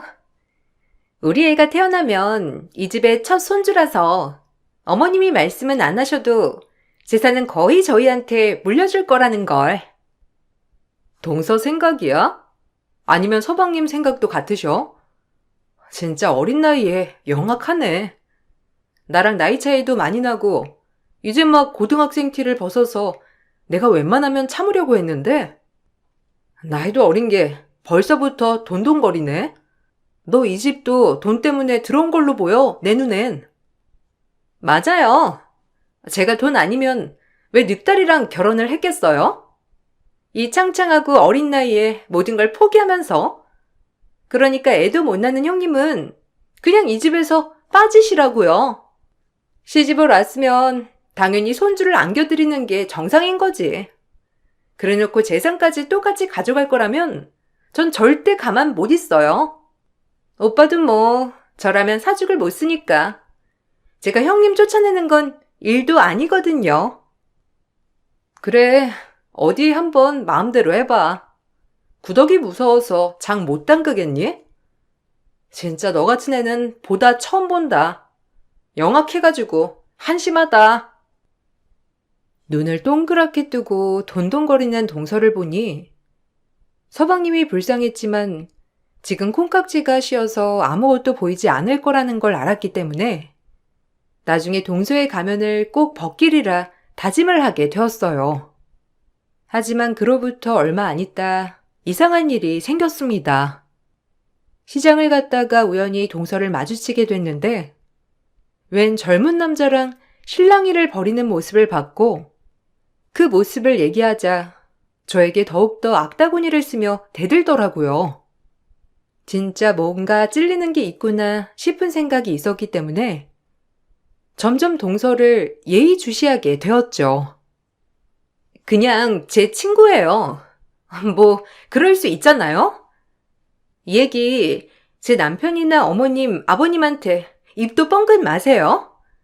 그랬다간 진짜 저 어떻게 할지 모르니까. 형님의 입이 얼마나 가벼운지 제가 좀 테스트를 해봐야겠네요. 입이 촉새인지 아닌지. 뭐? 내가 말한다고 하면 어쩔 건데? 그리고 떳떳하면 왜 말을 못해? 진짜 동서 뭐 있구나? 그러지 않고서야 이럴 리가 없지. 아니라고요. 그니까 입 열면 진짜 알아서 할 각오로 입 여셔야 할 거예요. 저도 제가 어떻게 될지 모르겠거든요. 오빠가 뱃속의 아이랑 저랑 엄청 끔찍이 생각하는 거 아시죠?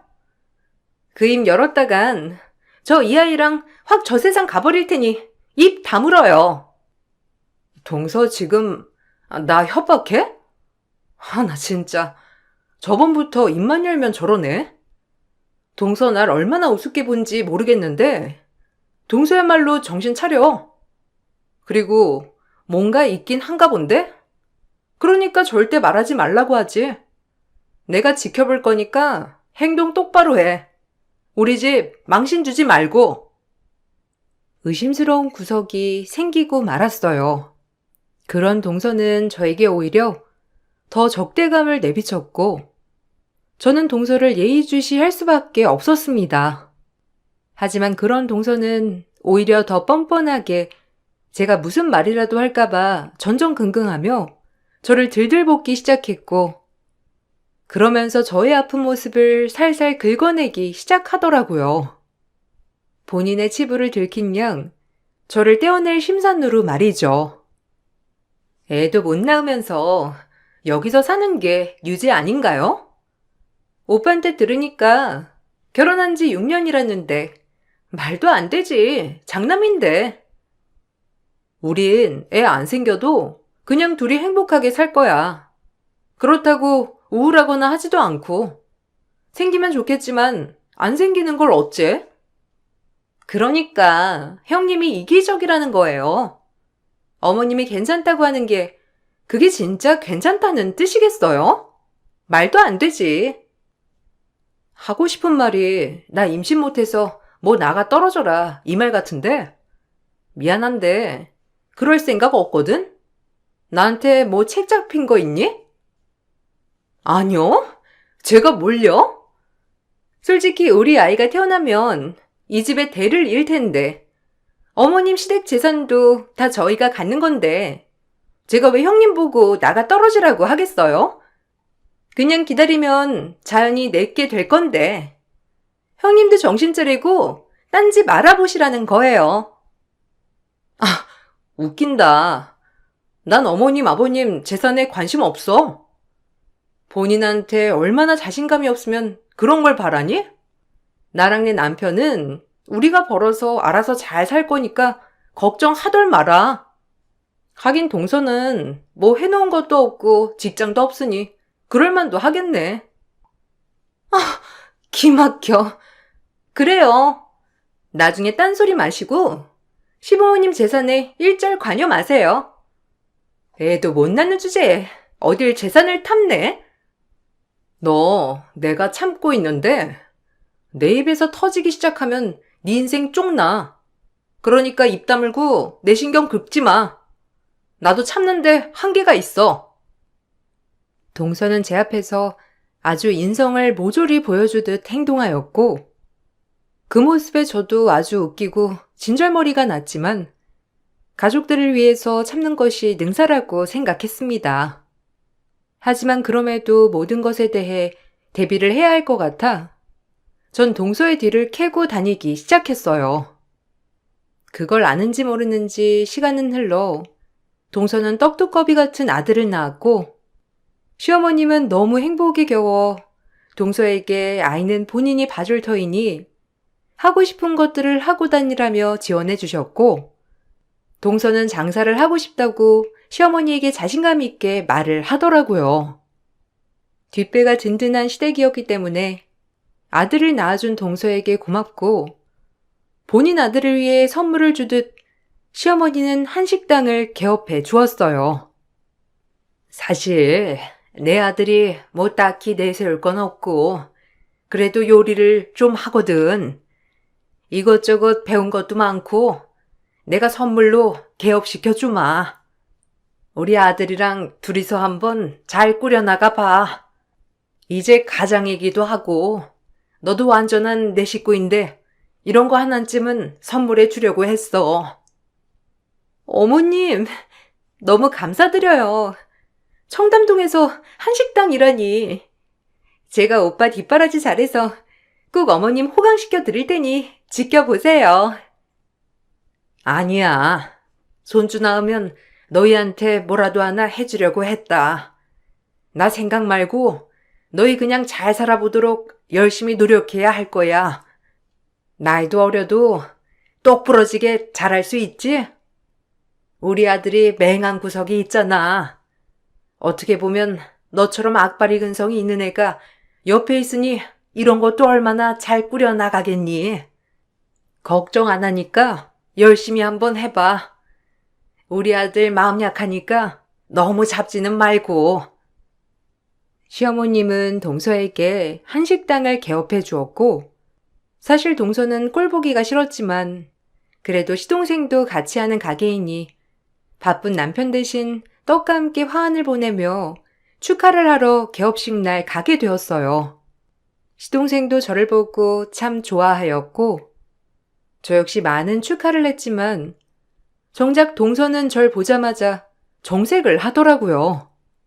계속해서 사이가 좋지 않았기 때문에 그렇구나 싶었는데 마침 시동생이 잠깐 화장실에 간 사이 저에게 동서는 입에 담지 못할 행동을 하게 되었고 저 역시 피가 거꾸로 솟는 것 같았답니다. 뭘 주워 먹을 게 있다고 그 얼굴을 들이대? 진짜 어이가 없네. 형님이 여길 왜 와요?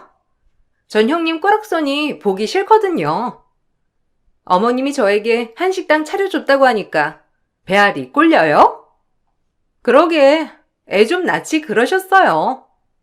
우린 이제 클래스가 다르다고. 뭐? 아, 너 이게 뭐 하는 짓이야? 이러고도 네가 무시할 것 같아? 너 지금 나한테 뭔 짓 한지 네가 확인해야 할 거야. 아이고, 무서워라. 전 이제 어머님을 뒤에 업은 천군만마거든요. 전 이 집안의 핏줄을 낳아준 가족이라고요. 핏줄이라니? 너 진짜 뻔뻔하다. 내가 뭘 알고 있는 줄 알고 너 그러니? 언젠간 말을 하려고 했는데 이제야 말을 할 때가 됐구나. 사람 고쳐 쓰는 거 아니라더니 딱 맞아. 언제 말할까 눈치만 보고 있었는데 이제야 밝힐 기회가 온 거야. 넌 죽었어. 동서가 개업한 청담 한식당에 시루떡 들고 얼굴 내밀자 동서는 저에게 화를 내듯 음식물을 머리에 쏟으며 막말을 했고 제가 소리를 지르고 화를 내자 전 직원들이 거품 물며 날 VIP룸에 모시게 되었죠. 그러고 나서 역대급 반전의 시간이 다가왔어요. 어머, 사장님, 지금 뭐 하는 짓이에요? 여기 건물주분께 당장 사과 드리세요. 개업하자마자 쫓겨나고 싶으신 건 아니죠? 뭐야? 건물주라니? 여긴 우리 시어머니 건물인데 뭔 소리야? 너 제대로 알고 나불대는 거야? 이게 어찌 된 건지? 하나만 알고 둘은 모르는구나. 너한테 한식당 개업해 주셨을 때 나한텐 아무것도 안 해줄 거라고 설마 생각한 건 아니지? 미안한데 진작에 이 건물은 어머님이 나한테 주신 거거든. 너 애 낳는다고 생색낼 때 어머님이 그것만 생각하신 거 같니?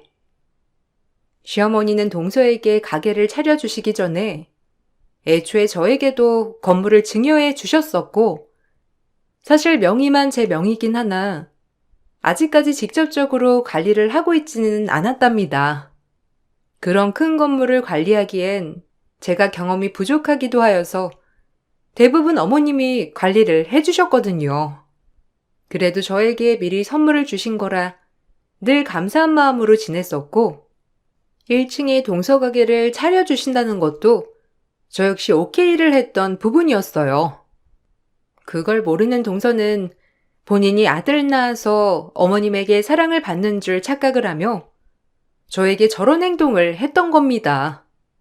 하나만 알고 둘은 모르는 동서를 보니 너무 웃음이 나더라고요. 당신, 형수님한테 뭐 한 거야? 여기서 쫓겨나고 싶어? 당장 형수님한테 사과해. 형수님, 죄송합니다. 이 사람이 뭘 모르고. 아니요. 제가 가족의 평화를 위해서 절대 말하지 않으려고 했고, 과거기 때문에 그냥 덮어두려 했는데 더 이상은 안 되겠네요. 건물은 건물이고 식당은 식당이지만 동서가 서방님 만나면서까지도 만나던 사람이에요. 여기 보세요. 기억나지? 그날 시장에서 나랑 마주쳤잖아. 하도 오버를 하길래 뒤종했는데 그 남자한테 지금까지도 돈이체를 하고 있더라? 뭐 책 잡힌 거 있니? 서방님도 아실 건 아셔야죠. 이 여자가 돈을 어디다 쓰는지. 그리고 그 남자랑은 도대체 지금까지 무슨 사이인지 말이에요. 이게 어떻게 된 거야? 이 남자는 뭐고?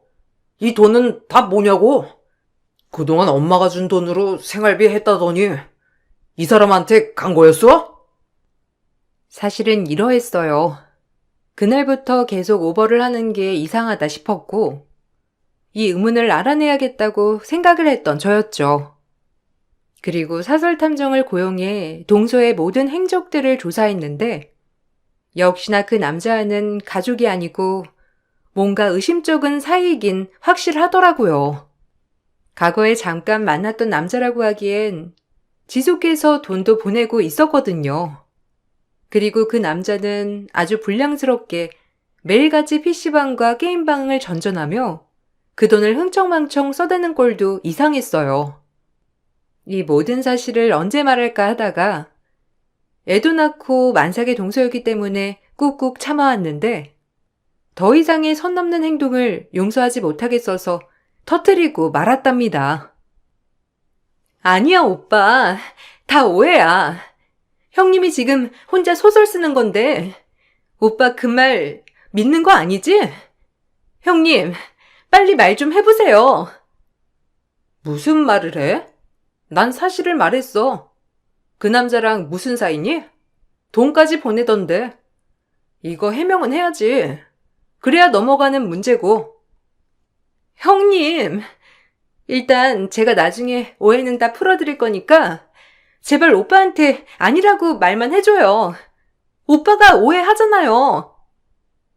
동서는 계속해서 해명을 해달라는 말을 하며 저에게 오열을 하고 무릎을 꿇었고 그 모습을 보자 더욱더 이상해졌어요.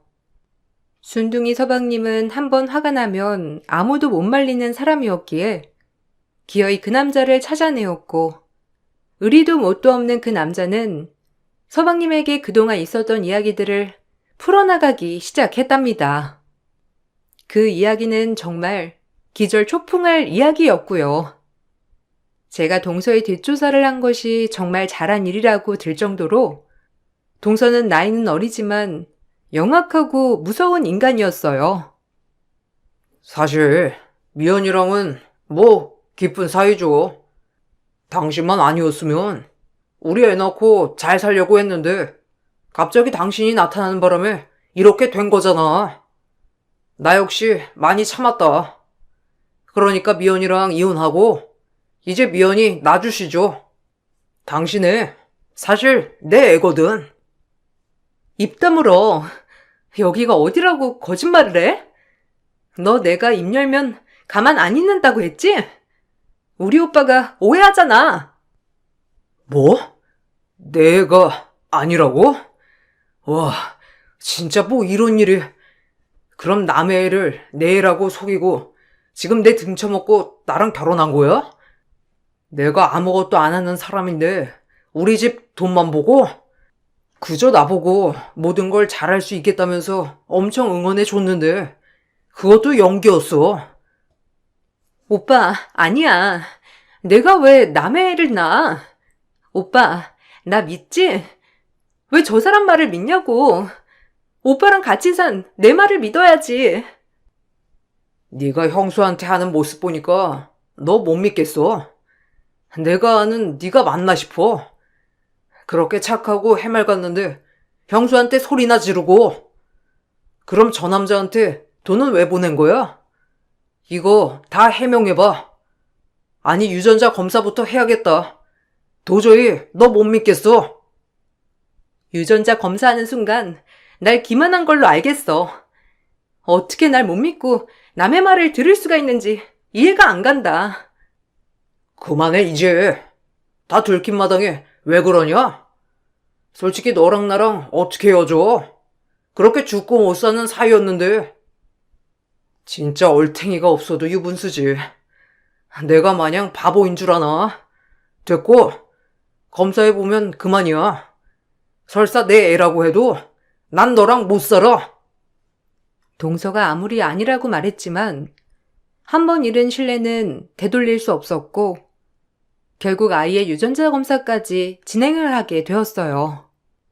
그리고 결국엔 친자가 아니라고 했고 그 아이는 저 남자와의 사이에서 낳은 아이가 맞았답니다. 이제 막 22살의 여자애가 한 행동이라고는 전혀 상상이 가지 않는 소름 끼치는 모습이었어요. 이 모든 결과에 서방님은 혼인 무효 소송을 걸었답니다. 시어머니 또한 동서의 머리채를 뒤흔들고 난리를 쳐댔고 동서는 이제 더 이상 변명할 거리가 없는지 가만히 있기만 하더라고요. 네 형님 알기를 개떡으로 알고 지금 우리 집안을 기만하려고 들어? 어리고 안쓰러워서 오냐오냐 했더니 이게 누구를 속이고 이 집에 들어앉으려고 해?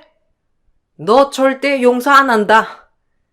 네 애미애비 상판떼기 앞에서 무릎 꿇릴 거니까 그리 알도록 해. 그래요. 마음대로 하세요. 뭐 이제 더 이상 오고 갈 데 있나요?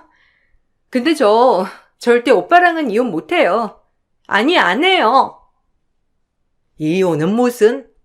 애초에 네가 애비했다고 거짓말만 안 했으면 결혼도 안 했어. 이거 왜 이래? 아주 끝장을 보게 해줄게. 뻔뻔하게 이혼을 할 수 없다고 하는 동서는 정말이지 대단했습니다. 인생 2회차도 아니고 어떻게 고등학교를 졸업한 지 얼마 되지도 않은 인간이 저런 생각을 한다는 게 소름이 끼쳤거든요. 계속해서 소송은 이어져 갔고 가족들은 심적으로 지쳐갔어요. 애가 졌다고 해서 결혼한 거지. 애 아니었으면 결혼하지도 않았을 거예요. 죄송합니다, 엄마, 아빠. 제가 그럼 그렇죠. 뭐 하나 제대로 하는 게 있나요? 늘 실망만 시켜서 죄송해요.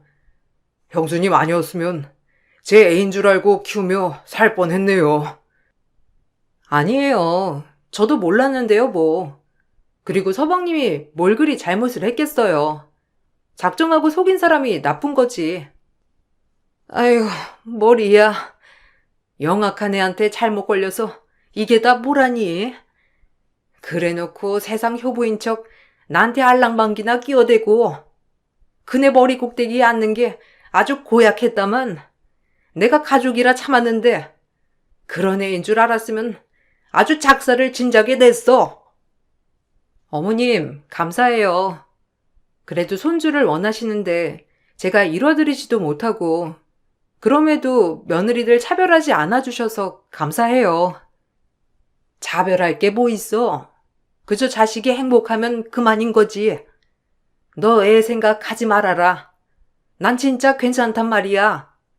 그리고 네가 내 첫며느리자 맏며느리인데 너를 얼마나 예뻐하는 줄 아니?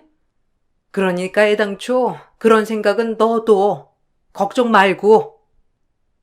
아이도 못 낳는 며느리지만 시어머니는 본인에게 첫 며느리라며 저를 늘 챙겨주었고 그로 인해 건물까지 증여해 주신 것이었어요.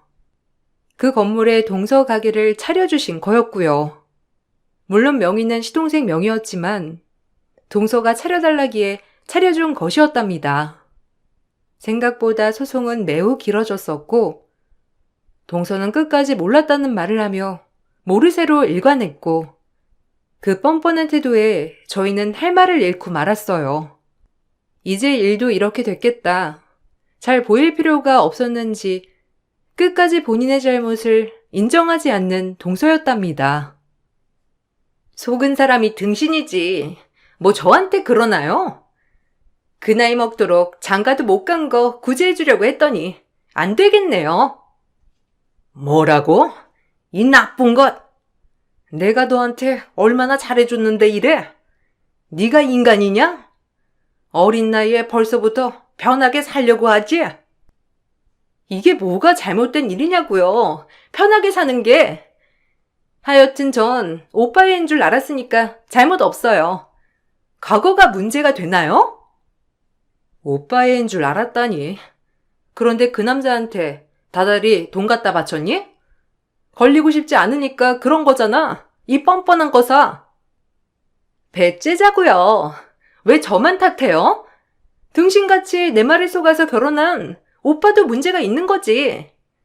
그러니까 그 나이에 그러고 있지. 동서는 반성의 기미가 없었고 끝까지 시동생 애인 줄 알았다고 발뺌을 했어요. 하지만 다행히도 친부가 나서서 본인 애인 걸 동서도 알았고 그로 인해 본인 입막음을 하려고 다달이 돈을 줬다고 했답니다. 그렇게 2년 7개월의 시간 동안 법정 싸움이 이어졌고 결과는 혼인 무효를 받아냈어요. 그리고 동서에게 위자료를 함께 받아냈고 동서는 이 모든 일이 제가 자초한 일이라며 저에게 본인 뒤를 캤다는 것을 근거 삼아 소장을 접수했고 다행히 약식 기소 명령을 받았답니다. 네 죄를 네가 알렸지. 그러게 돈만 믿고 그렇게 세상을 쉽게 살려고 하면 안 된단다, 아가야. 아직 새파랗게 어린데 어쩜 그렇게 무모하게 죄를 짓니? 네 부모님이 널 그리 가르쳤어? 부디 네 애랑 부모를 위해서 똑바로 살길 바랄게. 당신이 뭔데 이래라 저래라야. 내 인생 내가 알아서 살 테니 어디 한번 잘 살아보세요. 얼마나 잘 사는지 두고 볼 테니까. 이제 너랑 나랑은 같은 곳에 있지 않은데 뭘 두고 본다는 거니? 정신 차려. 너는 이제 나락이야. 열심히 일하며 살아. 애가 있으니 허튼 생각 말고 애만 보며 열심히 살아라. 욕심만 많아가지고 그 나이에 뭐가 되려고 그러는지 참 알만하지만. 그게 마지막이었어요. 아이의 행방도 이제 어떻게 살지도 물어보지 않았죠. 시동생에겐 큰 충격이었지만 어찌 보면 시댁에겐 다행이란 결과가 펼쳐졌고 시동생은 그 아픔을 잊기라도 하듯 어머님이 차려준 한식당에 열심히 매여 일을 하였답니다. 그로 인해 매출은 나날이 좋아졌고 시동생 또한 자신감을 되찾기 시작했어요. 어찌 보면 열심히 살게 된 계기도 된 것 같았고요. 늘 부모님의 도움으로 그저 하루하루 살다가 본인이 힘든 일을 겪고 나니 의지가 뿜어올라 오히려 열정적으로 변하더라고요. 솔직히 너무 힘들고 막막했는데 어떻게 보니 저 역시 한량으로 부모만 믿고 산 게 그 여자랑 다를 게 없더라고요. 이젠 제 힘으로 알아서 살아야죠. 남들은 갖지 못하는 이런 식당을 부모의 도움으로 가지게 됐으니 더 열심히 할 겁니다. 저 때문에 마음고생했던 형수님, 그리고 부모님한테 제일 죄송해요. 제가 더 좋은 사람이 돼서 이제 제대로 된 여자 데리고 올게요. 아이고, 우리 서방님, 진짜 철드셨네요. 아픔이 생겼다는 건 어찌 보면 안타까운 일이지만, 그로 인해 성장을 하게 됐다면 참 좋은 계기가 된 것 같아요. 전 우리 서방님 뭐라든 응원하니까 열심히 하시고, 힘들면 이도 있고 저도 있으니 기대세요. 감사합니다. 가족이란 울타리가 있으니 더 힘이 나네요. 엄마 아빠한테도 이제 제가 효도해야죠. 진짜 열심히 살 거예요. 시어머니도 처음엔 많이 분해하셨지만, 이렇게 시동생이 마음 잡고 열심히 일하는 모습을 보니 더욱더 행복해 보이셨어요. 저 역시 이번 계기로 오히려 좋은 날들이 많을 거라고 확신을 하게 되었답니다. 그리고 지금 시간이 많이 지나서 저희에게도 예쁜 아기가 생겨서 지금은 열심히 육아 중에 있답니다. 사실 생기지 않는 아기 때문에 그냥 마음을 단념하고 살았는데 선물이 오듯 그렇게 기적같이 임신을 하게 된 거예요. 육아를 하면서 이 채널의 사연을 듣는 게 낙이었는데 저 역시 제 사연을 전할 수 있어서 기뻐요. 우여곡절이 있었지만 그래도 시어머니가 저를 생각해주는 마음 때문에 이런 기적 같은 일이 일어났다고 생각해요. 더욱더 시어머니에게 잘해야겠다고 생각이 든답니다. 앞으로 잘 지내면서 갚아 나가야죠. 지금까지 제 사연을 들어주셔서 정말 감사드리고 좋은 하루 보내세요.